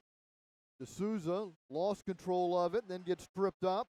Bonilla claims it. The officials say play on, and Bonilla moves up the center forward channel, plays it to the right, and then playing it off the inboards is Echeverria, but it's turned over to De La Gala. De La Gala gets it back to Gamboa. Varela pressures Gamboa, who sends it beyond halfway looking for De Souza, but it's redirected by Rojo. Echeverria gets boarded and is slow to get up after he's fouled by Hernandez. His first foul of the game. Delay of game. There was a delay of game warning for the Sidekicks. Can't kick the ball away.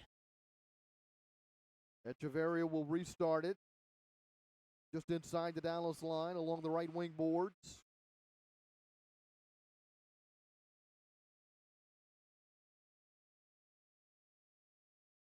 Setting up Max, who misses wide left.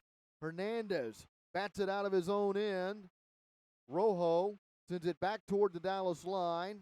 Echeverria is there, marked by Piedra, off the inboards into the area. Gutierrez sends one high into the seat. Oh, man, if Gutierrez could have got over that one a little bit, that might have been a goal because Juan Gamboa sliding over late from the left.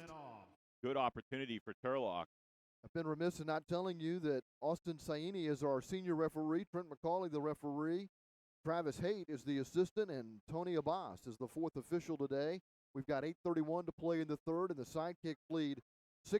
Still don't have a goal here in the second half. Hope you were with us at halftime as we visited with former Sidekick coach Gordon Jago and current Sidekick coach Simone Bozos, who's enjoying the game at our level today, serving a 2-game suspension. He'll be eligible to return for the game against Harrisburg a week from today as the Sidekicks will wrap up their regular season. They'll play 2 on the road at Utica and at Harrisburg. Both those teams looking, well, Harrisburg right now is in a tight battle with Baltimore for the 4th and final spot in the East. Utica will be in. Germain plays this back to Carvalho. Carvalho sends it to halfway off the head of Gutierrez. Trying to corral it is Brambilla, but he loses it to Piedra, who plays it to the keeper. Christian Quintana standing next to Brambilla. looks like father and son out there. Brambilla just turned 20 in December, a local product. Long ball headed by Germain to Brambilla, back to Germain, who finds Carvalho back in his own area with 7:48 to play. Up the middle to Varela. Varela circles back as he gets pressured by Hoya. Here comes Valadez approaching the attack line, plays it back to Campos, to Arista, switches it to the right side for Varela, into the corner for Germain, back-heeled it rims around, taken away by Sendejas. Sendejas not able to clear it as it's off Valadez. Sendejas still battling along the wall. De La Gala comes out to try to win the ball, and in the corner has it and is able to get it cleared out, and he finds Mugin on the run, and then Mugin overran the ball. Varela from distance. It's blocked by De La Gala. De La Gala then heads it out of the area. Handball. And a handball after Mugin headed it will give Dallas a free kick.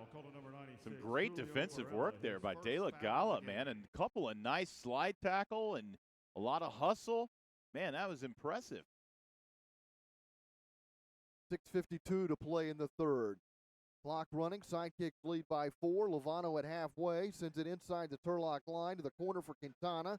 He backheels it into the area, scooped up by Carvalho, who distributes to Gutierrez, rumbling down the right side. Gutierrez slices one through the area, comes to Echeverria, who moves in. A poor touch, and it's turned over to Quintana. Lovano has it. Quintana makes the run up the right flank. Rojo cuts him off and wins the ball at halfway.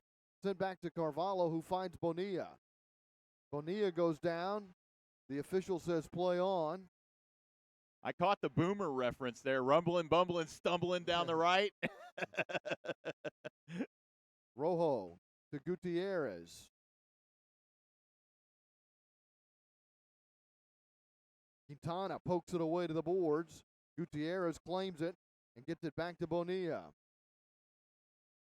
Chris Berman, ESPN great.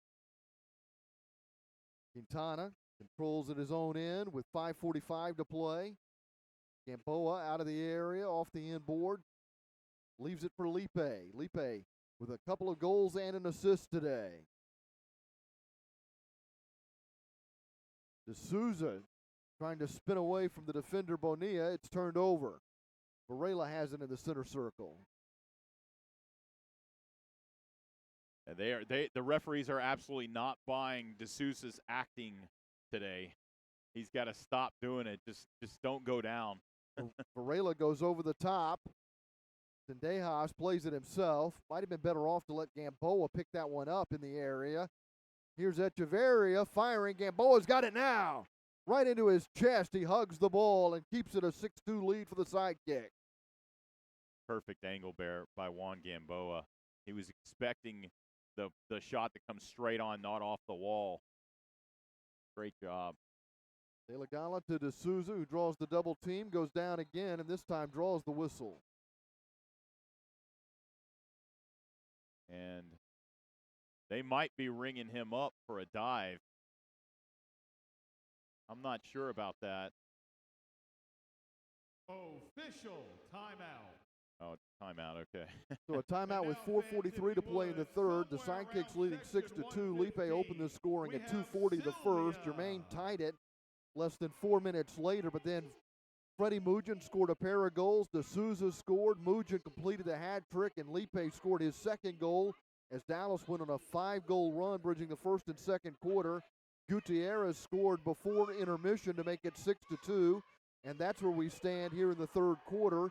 Turlock out shooting Dallas in the period 4-2, and for the game, the Cal Express out shooting the Sidekicks 21-11. But Juan Gamboa has been sensational in goal, and the Sidekicks have a 4-goal lead. Yeah, Gamboa, man, the MVP of the season, in my humble opinion, done a great job. And you got Freddie Mugin and Lipe de Andrade firing on all cylinders.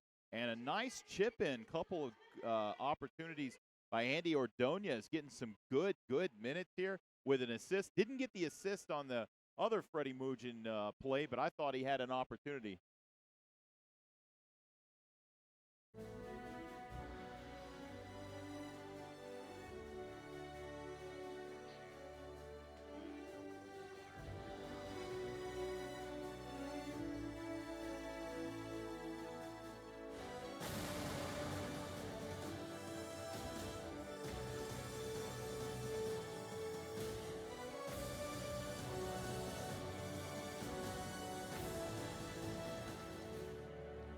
And fans, please direct your attention to 4:43 remaining in the third period. Dallas with a 6-2 lead over the Cal Express.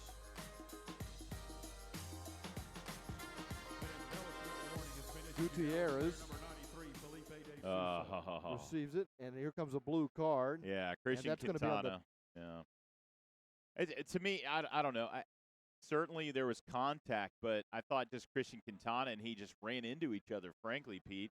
I mean, there was definitely a collision, but not a go out of the way, trying to knock him off his feet type collision. So Quintana goes to the penalty box, and Turlock goes on the power play, where they're just 6 of 34 this season, a little better than 17%.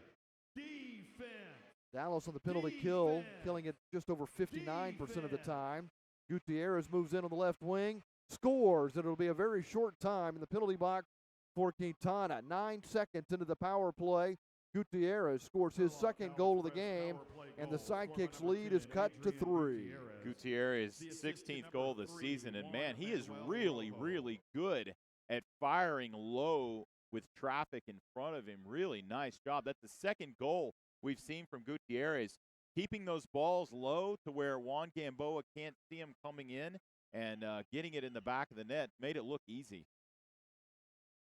The power play goal is the second straight goal for Turlock. Gutierrez scoring both of those goals. Rojo credited with an assist on this power play tally.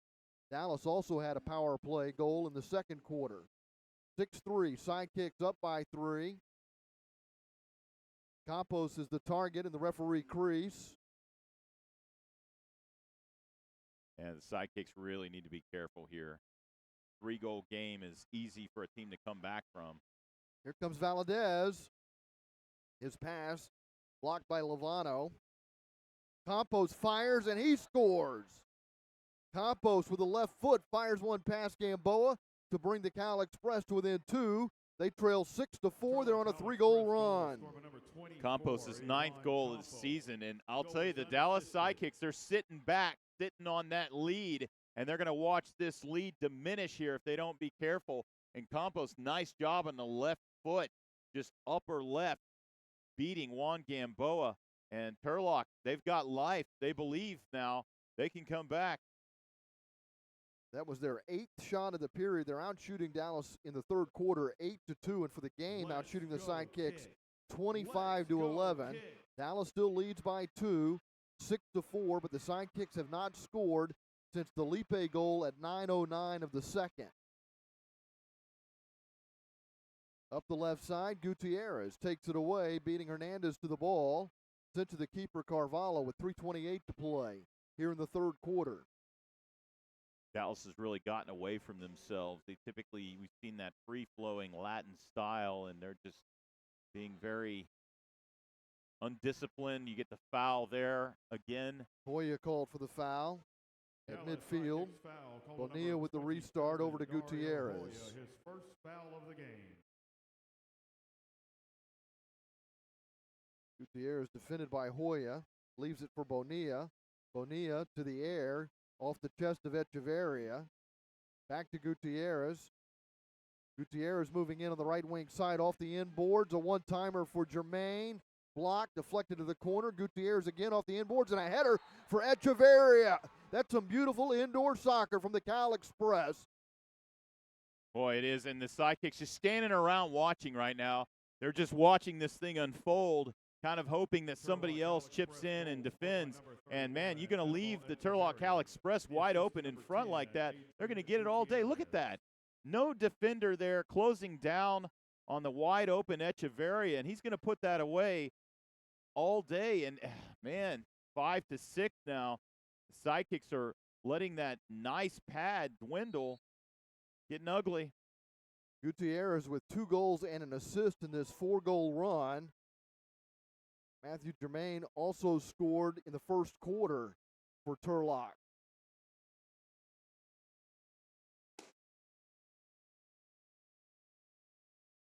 D'Souza gets ahead on it.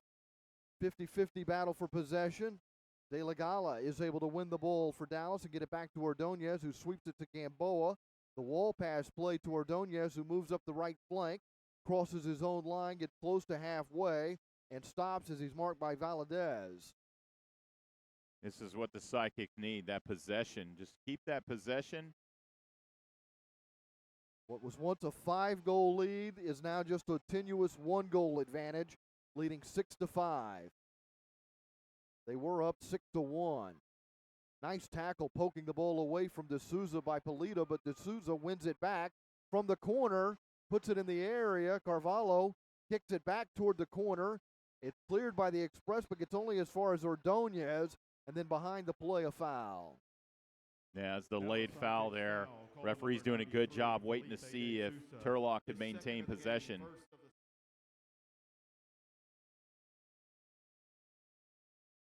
Turlock moves into Dallas territory. Arista sends it to Rojo at halfway. Between the benches, Rojo marked by Mujin. Turlock gotten themselves back in the game here in the third quarter, trailing 6-5. Rojo moves up the right wing. He fires, blocked before it gets to Gamboa. Mujin is there in the corner to Lipe. Lipe sends it across the face of his own goal to Ordonez. A diagonal aerial chested by Mujin. Did he get a hand on it? Yeah, he got his right forearm on it. It's very clear. Even the referee's kind of laughing about that one. He tried. It was a good try. Certainly, definitely got his right arm out there and got the forearm on it. Turlock has scored all 3 goals here in the third period. Down by 1, a long ball to Campos that glances off his head. Sent to the corner. Rojo traps it, but then turns it over. And Hernandez is able to get it out of the Dallas end. This is Arista who has it for the Cal Express. To Rojo, 44 seconds left in the period. Gutierrez on the ball, marked by Lovano. Gutierrez goes right. Lovano stays right in front of him. Gutierrez with the left foot, blocked by Lovano. That caroms all the way back to Carvalho with 29 seconds to play. Carvalho sends it to Gutierrez. Marked now by Quintana. Into the area off De La Gala. The Sidekicks begin the counterattack. Sent into space ahead for Quintana. And then Carvalho clears it out of play. It deflects over the glass into the seats. Oh, man, Hoya just barely missing Christian Quintana running on the left. That ball was just a little too far out ahead of him, allowing Carvalho to get to it and clear it out. Oh, just a missed opportunity for the sidekick. Final 15 seconds, winding off the third quarter clock as Gamboa receives it. Looks for a target downfield. 8 seconds left as he dumps it into the corner. That's into the area, grabbed by Carvalho as Armendariz was giving pursuit. Thrown to halfway. Quintana knocks it down as the horn sounds, ending the third period of play. A period dominated by Turlock. The Cal Express out shooting Dallas in the period 11-2 and scoring 3 goals while the Sidekicks were shut out. Gutierrez with a goal and an assist. Ivan Campos scoring as well as Anibal Echeverria here in the third period for Turlock as they get themselves right back in the game. They're out shooting Dallas 28-11. Yeah, and boy, what an ugly quarter. as good as the first half was, possibly one of the best of the season for the Sidekicks, the third quarter might have been one of the worst. Man, boy, that was just ugly. Sidekicks got away from what they want to do. They want to possess the ball, and Turlock saw plenty of the ball there in the third period. The Sidekicks have been credited with 7 blocks, the Express with 2. There's been 23 fouls called in the game, 13 of those against the Sidekicks.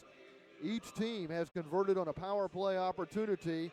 The Sidekicks go to the fourth quarter, leading the Turlock Cal Express 6-5. Once upon a time, Dallas had a 6-1 lead in this game. Yeah, and I think they've got to get Freddie Mugin and Lipe going again on the offensive side. We haven't seen many threats from either one of them here in the second half as of yet. And, you got Lipe banging on the door of a hat trick. Freddie's already got his. Andy Ordonez putting in some really nice minutes, but they're going to need a guy like maybe Felipe de Souza or even Victor Almendarez has been quiet this game as well on the forward front. Need to get him going too. When Lipe scored at 9:09 of the second period, it looked like the Sidekicks were going to enjoy a rout as they took a 6-1 lead. But man alive, Turlock has come back strong here in the second half, getting goals. 2 goals from Gutierrez, a goal from Campos, and a goal from Echeverria. And then Jermaine scored in the first quarter. And I think, Pete, this young rookie team for the Dallas Sidekicks, I think they also thought this was going to be a rout. And they kind of said, we're just going to sit back on this lead a little bit. And Turlock says, no, we got a lot of veterans over here. We're not going to let you guys walk away from here with an easy win. Mugin's got a hat trick. Lipe has scored 2 goals for the Sidekicks, and De Souza also with a goal for Dallas, but nothing hit so far in the second half. So the fourth quarter coming up, and this will be a critical period, especially for Turlock as they try to stay in playoff contention. It's starting to slip away from them. The loss last night hurt.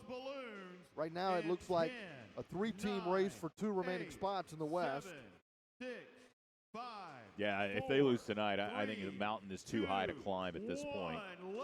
I think the way the Ontario Fury are playing, Solis has given Monterrey fit down in Mexico. And then, of course, the Sockers are, I think, pretty much in and locked. Sockers are in at second place. Of course, Monterrey has won the division. Tacoma is in that battle to get to that 4th spot in the West. And then Monterrey will get to pick their first-round opponent. That's right. Yeah, it'll be interesting to see, do they go with the fellow Mexican team for the lack of travel or, with the way Solis are playing them right now. Varela fires, and it's blocked away by Gamboa diving to his left. He keeps this a 1-goal lead for the Sidekicks. Incredible block by Juan Gamboa, keeping his team in this game right now. Varela maintaining possession for the Cal Express, gets it back to Bonilla. Got a feeling this is going to be a nerve-wracking fourth quarter for Sidekick fans. I'll tell you, don't go away. Echeverria has it. Back to Varela. Varela sends it to the top of the arc. Nearly turned over. Ordonez trying to clear it, and he does so. Gets it to halfway, but Chasing it down is Varela for the Cal Express. Incredible defensive play by De La Gala there on the other end, sliding and stopping that shot. Even lost his shoe in the process, too. Wow. What a play. Brambilla fires, and on the near post, it's knocked down by Gamboa. And Brambilla, they better keep an eye on that guy. Quintana heads it back to Gamboa, who's looking to distribute. Rolls it to the feet of Lipe up the middle. Marked by Gutierrez. Lipe plays it over to Quintana. Germain is there defensively. Gamboa pushes it out across his own line, then sends it to the corner as Armendariz gives chase. He's shielded off the ball by Bonilla, who uses the inboards to clear it, but it's to the head of Hernandez. Armendariz at the top of the arc, turned over to the Cal Express. Bonilla sends it ahead. Brambilla running up the left side. Hernandez is there, and he takes the ball away from Brambilla. Gets it to Quintana as the Sidekicks come out of their own end. Lipe receives it at halfway.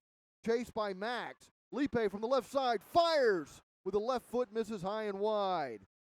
I'm telling you, he can be dangerous with either foot. He really is. He's ambidextrous.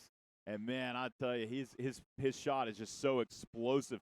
Just high and a little bit wide. And I'll tell you, Victor Almendarez lurking on the back post, too. If that ball had careened into him, that's a goal. Less than 12 and a half minutes remaining. It's been a long time since the Sidekicks last scored a goal. It was at 9:09 of the second when Lipe scored on the power play. They led 6-1 at that point, but now it's a one-goal lead. It's been a 4-goal run for the Cal Express. Dallas starting to get a little bit more possession here. D'Souza is the target at midfield, knocking it down while he's defended by Gutierrez. Played back to Gamboa, who gives it to Piedra at his own line. Really missing Ricardinho Cavalcante, the Capitan, in this situation. You know, he's the guy that's been the quarterback for a whole season, and he's not out there tonight because of the suspension, but you can see this team really misses him. Here's Lipe to D'Souza. That goes all the way back to Gamboa. Less than 11 and a half minutes remaining now. Mugin floating around in the area, marked by Brambilla. The ball goes to Lipe along the wall, marked by Gutierrez.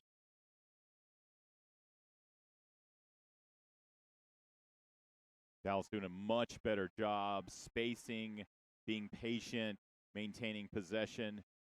It's like the third quarter, they just forgot themselves. Sidekick with a lot of possession here, but most of it in the middle third, not really threatening. Campos will pressure the ball, sent to De La Gala, who gets nailed moving up between the benches. Gutierrez just leveled him. Yeah, and that was a shoulder. I'm pretty sure that's a shoulder to the face, and it looks like he's holding his face there, but that's De La Gala. He's up, and he certainly got the most of the shoulder. Kind of surprised that's not a blue card. De La Gala restarts play, gets it to Piedra. Varela chasing him. It's left for Quintana, fronted by Rios. Quintana plays it back to Gamboa. Rios pressures. Quintana knocking it down at midfield. Campos is there defensively for the Cal Express. De La Gala comes away with Rios marking him. Piedra making himself available at midfield. But De La Gala's got his hands full. Spins free and then switches the attack to the right side as Quintana let it go all the way to the boards. Sidekicks move toward the attack line, finding Lipe on the left side. Lipe to the corner, fires off the end boards to the right wing for Hernandez. Hernandez and Arista get tangled up, and it's a free kick for Dallas. Yeah, good job by Josh Hernandez using his body to shield off the offensive player there. Very nice job. Mugin on the ball, pushed by Rojo. Yeah, full extension push. That's got to be called. Not called. Sidekick keep possession. Hoya to the top of the arc. It's Mugin. There you go. And Mugin draws the whistle. as he was hit from behind by Rojo. That's the second time Rojo has literally just full-on karate chopped another player in the back of the back. Frankly, that should be a red card, and he's out of the game there. Mujin, I'm giggling, but it's a little bit of a late reaction on the fall. But literally, Rojo, it was, I believe, his elbow. It was a full elbow right into the lower back of Freddie Mujin. Just, it's just unconscionable. He got the blue card, but frankly, it should have been a red. That's the second time we've seen him literally karate chop another player in the back. Very undisciplined out of Rojo. Turlock Cal Express penalty called on number 3, Juan Manuel Rojo. So 2 Rojo minutes for elbowing. in the penalty box for 2 With a minutes, and Turlock Dallas Cal on the Express power penalty. play. Your Dallas Mujin Sidekicks scored a power play are goal at on 8:48 of the power second. play. Dallas 1 for 1 on the power play today, and 9 for 27 on the season. They came in converting nearly 31% of the time with the man advantage, and they get a restart here just to the left of the arc. 9:42 to play in the fourth. Lovano approaches, plays it to the corner, and from there, Mujin scores! That's his 4th goal of the game. Wow, the impossible angle from Freddie Mujin. I thought he was just going to push this ball across the face of the goal, but my Dallas goodness, Sidekicks what a power great angle on that ball. play Freddie goal. Mujin. Dallas had not His scored fourth since of the 9:09 of the game, second. The 21st Mujin of the power play season, goal, scored by his number second 88. power play goal of the game, ends a 4-goal run for the Cal Express. And once again, the Sidekicks have a 2-goal lead. That's his 21st goal of the season. Freddie Mujin, man, having a game.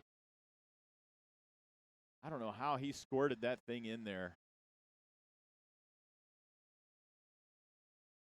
Turlock down by 2. Bonilla with a long ball that Quintana gets to Lovano, who chests it down, then sends it toward the goal, and cradling it in is the keeper Carvalho. Mujin getting his first 2 power play goals of the season here this afternoon. Better late than never, right? Just over 9 minutes to play in the fourth quarter. Cal Express having to overcome a 2-goal deficit. If they go to the 6th attacker, it'll be Gutierrez, who has it now on the left side. Carvalho is well beyond his line as Campos winds up and with the left foot sends it into the corner seat. Section 119 has to get the ball back into the field of play. They get a free Whataburger for that, catching that ball? Or? Wait, who's getting all these free I don't Whataburgers know. and we're not cashing in? I'm just teasing you, Pete. I know, right? Man, we want some Whataburger. Turlock out shooting Dallas 30-12, but trailing the Sidekick 7-5. D'Souza with a one-touch pass to the left wing. Lipe on the ball, drawing a double team. D'Souza at the arc, has it, got stepped on, gets it to Quintana. Quintana is able to direct it to his right for Zendejas. And now Lovano on the ball, Echeverria defending him. It squirts out to Quintana, who sends it up the middle to D'Souza. Nice job by the Sidekicks maintaining possession there under duress. Some impressive individual plays. Lovano circles back. Lipe will field it off the wall. He gets pushed, and Gutierrez is called for the Turlock Cal foul. Express foul called on number 10. Lipe Adrian went up and over the His second of the game, inboard second of there. the second half. Piedra will send this one back to Gamboa. Just over 8 minutes to play in the fourth. Gamboa sends it up the left side, has a man making a run. It's Piedra trying to get it into the area, knocked down by Rea, and Rea has not been on the floor in a while. Echeverria trying to play a wall pass that's intercepted. Good block there by Rojo sliding over, man. He timed that thing perfectly because Josh Hernandez had a beat on the ball. Good defensive play by Rojo. De La Gala gets it back to Gamboa. Pass off the glass, chested down by De La Gala. De La Gala gets spun down by Echeverria, who's then tripped up.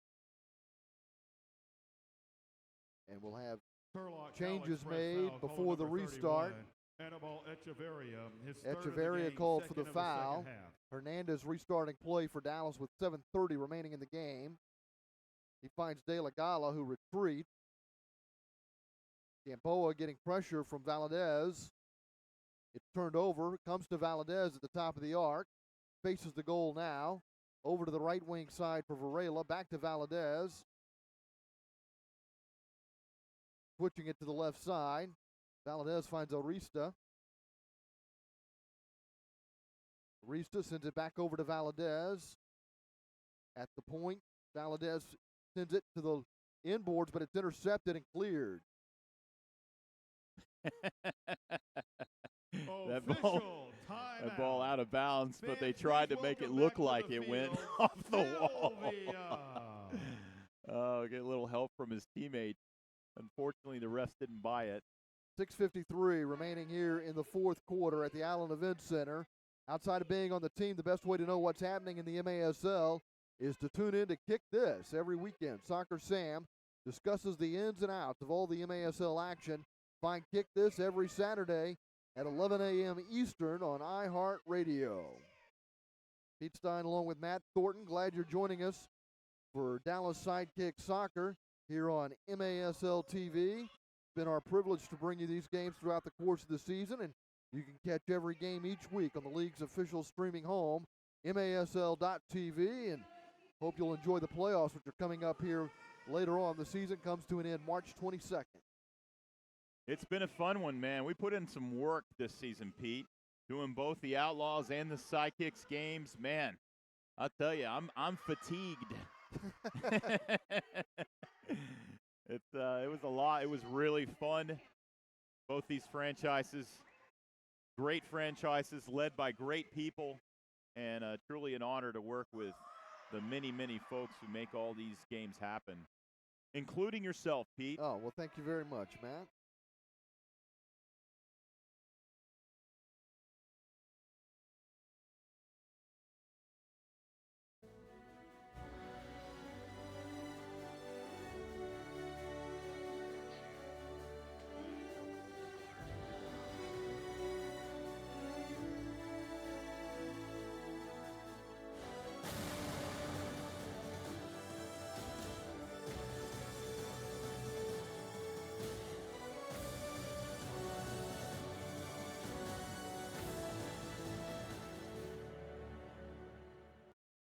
Campos with the restart at the top of the penalty arc. Gamboa with a save, and here comes the counterattack for Dallas.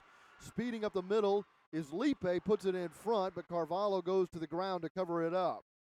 Good tracking back by Rojo. Again, defensive play. Felipe just couldn't quite get that shot off clean.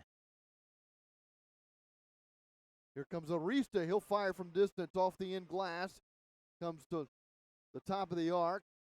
Gets headed to midfield where Rojo gathers it in. There defensively for Dallas was Hoya. Carvalho's going to call a timeout as he gets the ball back inside his own box with 6:01 to play in the fourth. The Sidekicks with a 2-goal lead, up 7-5 out. So up 7-5. The Cal Express called the timeout here, and Jesse Yamas eager to talk to the Dallas Sidekicks as well. The head coach, non-head coach. The acting head coach. He and Fabinho arguing about who was going to be head coach today. Simone Bozes is in a suite upstairs, serving the first of a 2-game suspension. And he's finding out this isn't the easiest place to watch the game. It's pretty nerve-wracking. You have no effect on the outcome from up here. Zero, which drives him crazy because as passionate as he is, loves to be down there on the field. Hey, what was your favorite game we did this season, Pete? I tell you, I think the most entertaining game we did this season was the Sidekicks Utica game a couple of weeks ago here at the Allen Event Center, which Utica came away victorious. Yep. And that was one of the best indoor soccer games I've seen in a long time. That was a really, really good one. That was very, very fun. Glad you didn't say the Florida Tropic game where the Sidekicks were blanked, I think, right? Did you have one? Yeah, they were. Did you have one that stuck out? Yeah, I think that Utica game would be up there, and I think that last game, the last of the derby, the Outlaws versus Sidekicks, that was a pretty fun one. The Sidekicks finally getting off the schneid, winning that final game 1-3,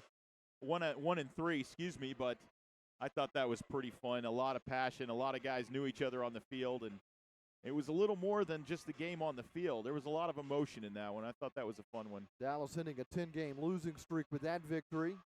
That was their last home game. They went on the road at Monterey and dropped the decision there, giving up 6 goals against the 6th attacker in that game. Down 6-3, they went to the 6th attacker early. And the 6th attacker is on now. And is that Rojo? Turlock is down 2. So last night they went with Gutierrez as the 6th attacker, but not today. No. I think it's Rojo, but could be wrong. Gutierrez getting it back to the 6th attacker. It's headed over to Varela.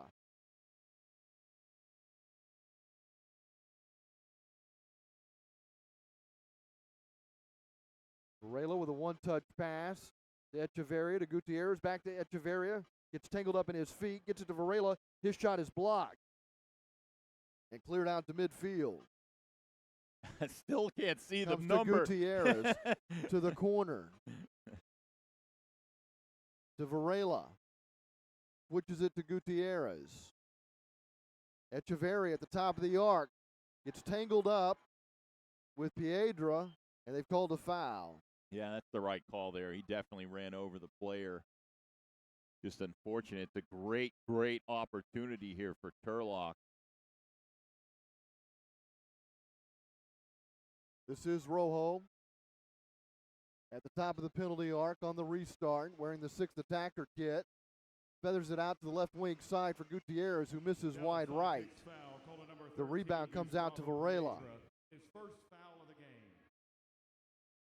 Good play there.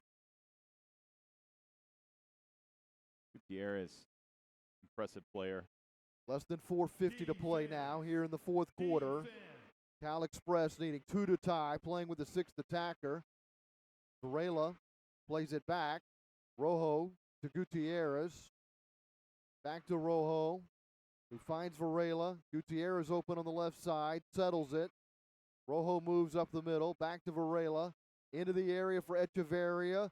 Pinballs around to the corner. Gutierrez is there to collect with 4:20 to play in the fourth. Good block by Sendejas. Gutierrez trying to punch it into the area. Brambilla gets it to Echeverria, who goes down. No call. The official says play on. Dallas is able to get it out of their own end just across halfway to the 6th attacker. 4 minutes left. Big collision there with Echeverria in the middle. Slow to get up. Gutierrez on the left wing side. Up top to Echeverria. To Varela, a one-timer angled wide, and Brambilla sends it out of play. Rojo will retreat back toward goal, as it'll be goalkeeper distribution for Juan Gamboa and the Sidekick, who leads 7-5 with 3:45 to play in the fourth. And Papusa Miguel Teos making his debut tonight. First appearance in this game. Double teamed along the wall and turning it over is Lipe. Echeverria leaves it for Gutierrez. In the center circle, Rojo takes over. Back to Gutierrez, 3:24 to play. Turlock trying to avoid a sweep here in North Texas after losing to Mesquite last night, 11-7. They're trailing Dallas 7-5 with 3:15 to play. Rojo, the 6th attacker, cuts it over to Gutierrez. Back to Rojo. Varela just inside the attack line. Back to Rojo. Marked by Piedra. To Gutierrez. Rojo plays it to the corner. Campos into the area for Echeverria. And then it's Brambilla hanging out on that back post, scoring a goal. It's a one-goal game now. Dallas leads 7-6. Man, he is just a crease monster, that guy. Hanging back on the post. Man, he's so good at that. Just always in the right place at the right time and has a way of getting his foot on it. Really doing a good job of making opposing teams play. We saw it last night and tonight. Brambilla, man, the young 20-year-old plays a lot bigger than he stands. I'll tell you, impressive young player. He's now got goals in all 3 games against Dallas. He scored multiple goals in back-to-back games coming into this one, and now has a goal in 5 straight games with 10 points in that spans. Over the course of the year, he's got 4 multi-goal games, including one against the Sidekicks on January 25th. This one brings the Express back to within 1. They trail 7-6. And they brought Carvalho back in, and he controls the ball at his own line, makes a pass to Gutierrez, and then darts toward the bench, trying to get the 6th attacker back on.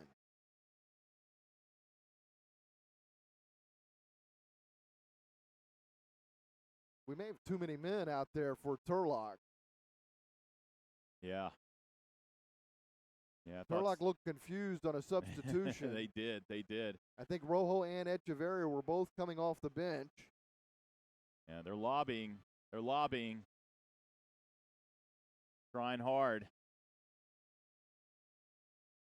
We'll see how the officials sort this out with 2:20 to play. The Sidekicks once had a 5-goal lead. They were up 6-1. Now trying to hang on, leading 7-6 with less than 2.5 minutes remaining. The officials are waving it off. A violation. They went to the 4th official. Freddie Mugen getting the explanation, as well as R.J. Lovano. Yeah.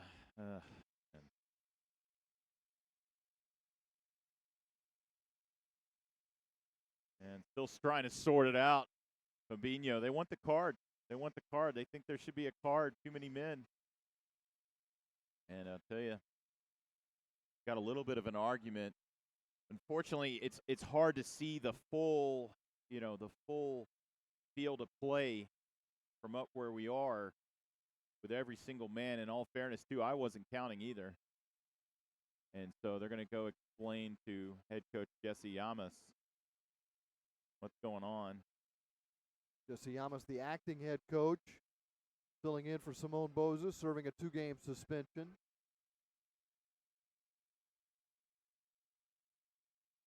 And they're letting them all stay out there, so I think they waved it off. And it should be and Juan Gamboa is saying goalkeeper distribution, and they're not going to get that either. Boy, referees just stacking the deck here for Turlock.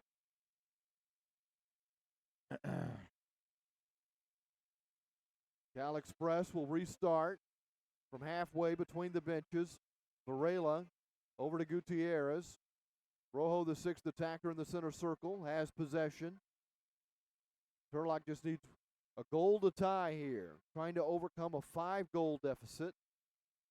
Rojo to Gutierrez. Sidekicks defending against the 6th attacker. Sent through the area. Quintana gets it back to halfway. Rojo will control it. Varela heads it down to the feet of Echeverria. Back to Rojo to Gutierrez, open on the left side. Campos calling forward in the right corner. Chested down as he receives it. Sets up Varela. Shot blocked by Quintana. Along the boards, Campos gets to the loose ball and gets it out to Rojo. Rojo moves to the attack line. Plays it to Gutierrez. A minute 26 remaining when Varela gets it on the right wing. Twitches it through the face of goal, and then Campos scores the equalizer with a minute 18 to play. With the 6th attacker, Turlock scores 2 goals, and they've tied the game at 7.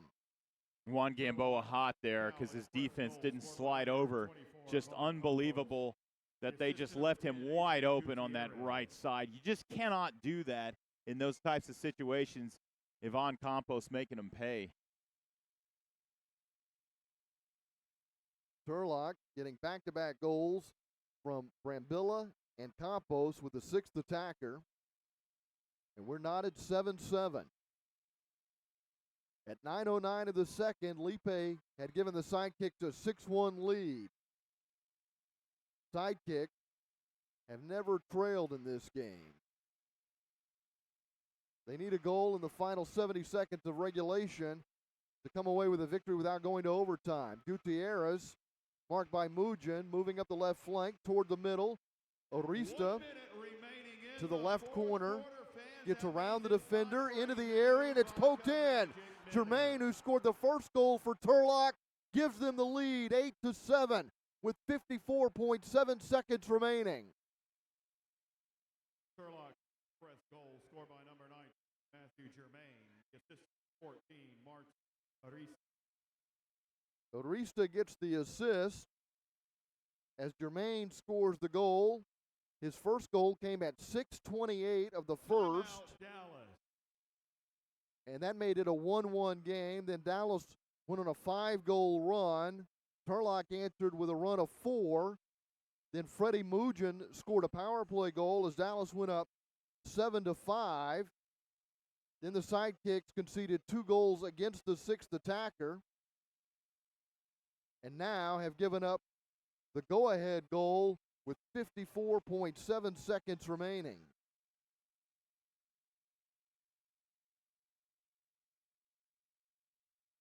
Campos scored the equalizer, assisted by Gutierrez, who's got 2 goals and 2 assists in this game. And then shortly after Campos tied the game at 7, Turlock gets another goal from Germain, assisted by Arista. And Germain now has 8 goals this season, 2 here against the Dallas Sidekicks this afternoon at the Allen Event Center, including a potential game winner as the Express have gone on top here 8-7. It's their first lead of the game.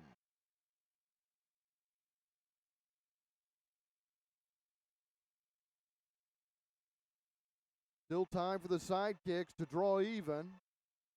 54.7 seconds remaining. Germain scoring at 14:07.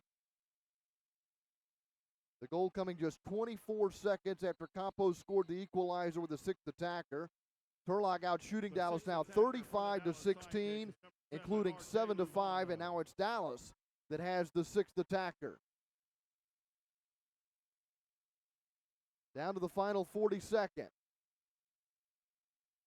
Lovano wearing the 6th attacker jersey gets it to Piedra. Mugin back heels it. D'Souza receives it. Caroms off the wall into the area. Carvalho brings it in and then rolls it out to Varela, who gets it to Gutierrez. Back to Varela, who finds Rojo breaking up the right side. Rojo moving in, setting up a potential goal, but on the left side it's a miss. Then a shot on frame. There's a player down over there along the left end board.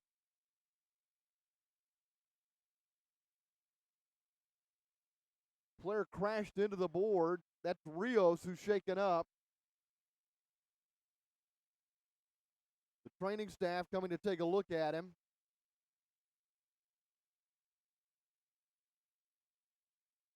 Hopefully just knocked the wind out of himself.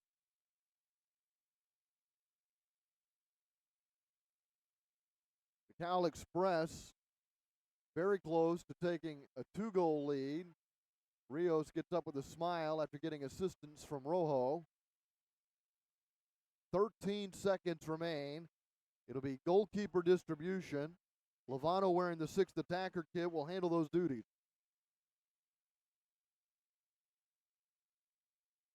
Sidekicks cough up a 6-1 lead and trail 8-7.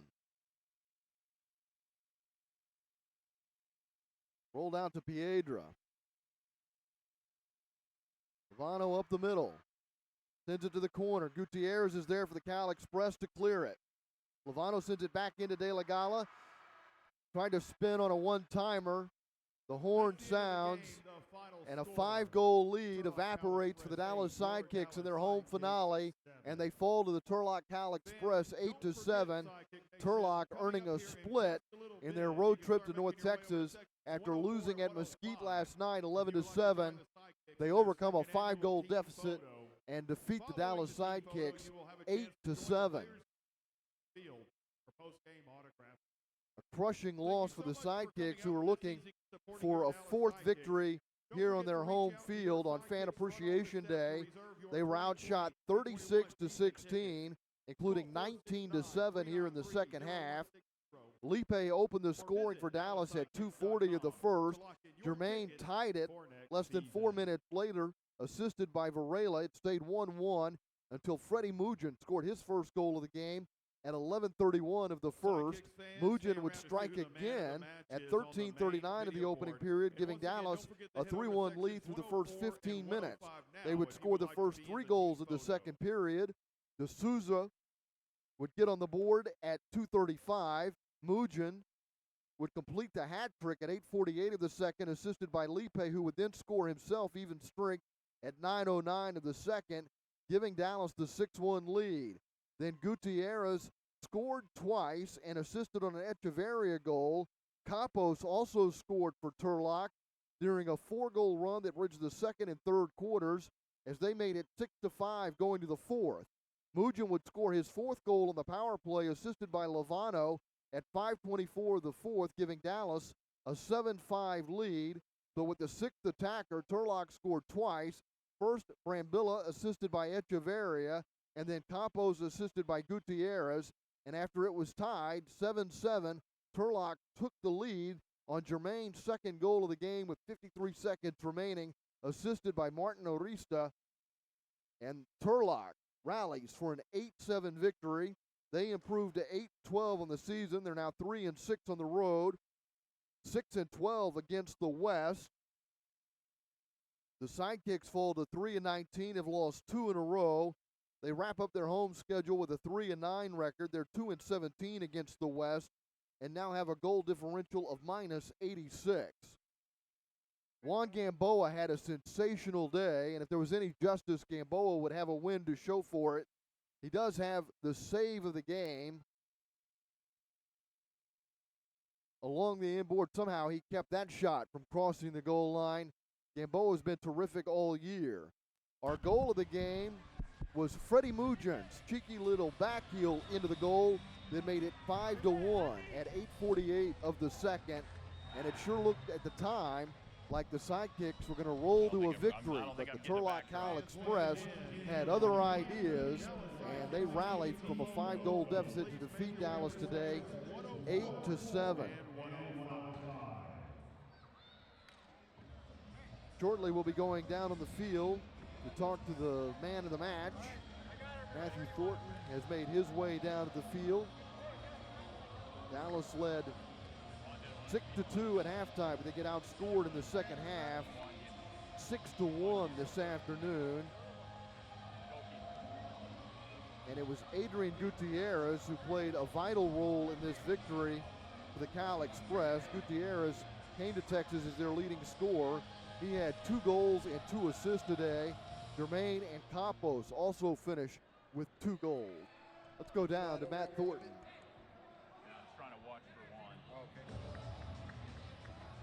Well, Matt's still waiting on our post-game guest to arrive.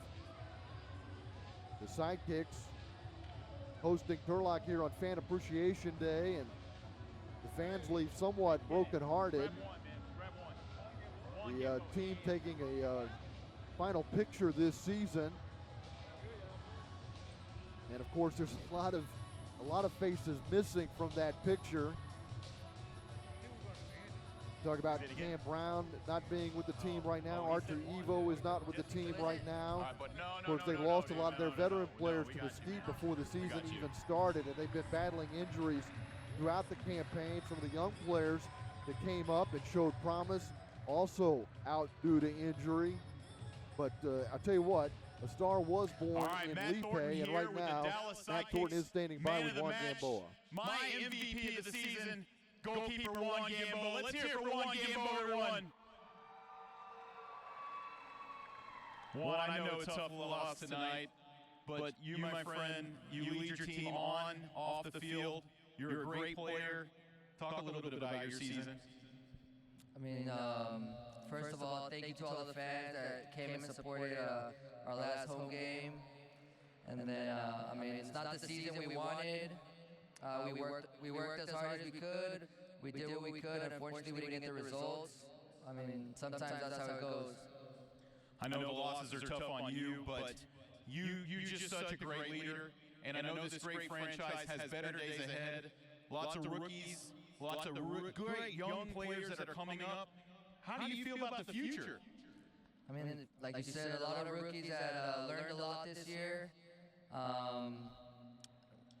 We hope to keep working with them and keep growing the franchise back to what it's supposed to be at. Awesome. Hey, let's hear it for man of the match, Dallas Sidekicks goalkeeper Juan Gamboa. Back to you, Pete. Gamboa was terrific for much of this match and made some terrific saves. He was under consistent pressure all day long, and eventually the Sidekicks caved to that pressure as Cal Express took over, and Matt Thornton has another special guest standing by from Turlock. It's Annabelle Echeverria.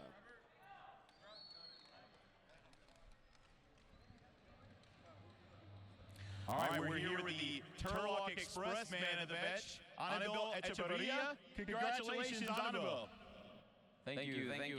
We came out here, we had a rough start, but we pulled it through. Well, your team really hung in there.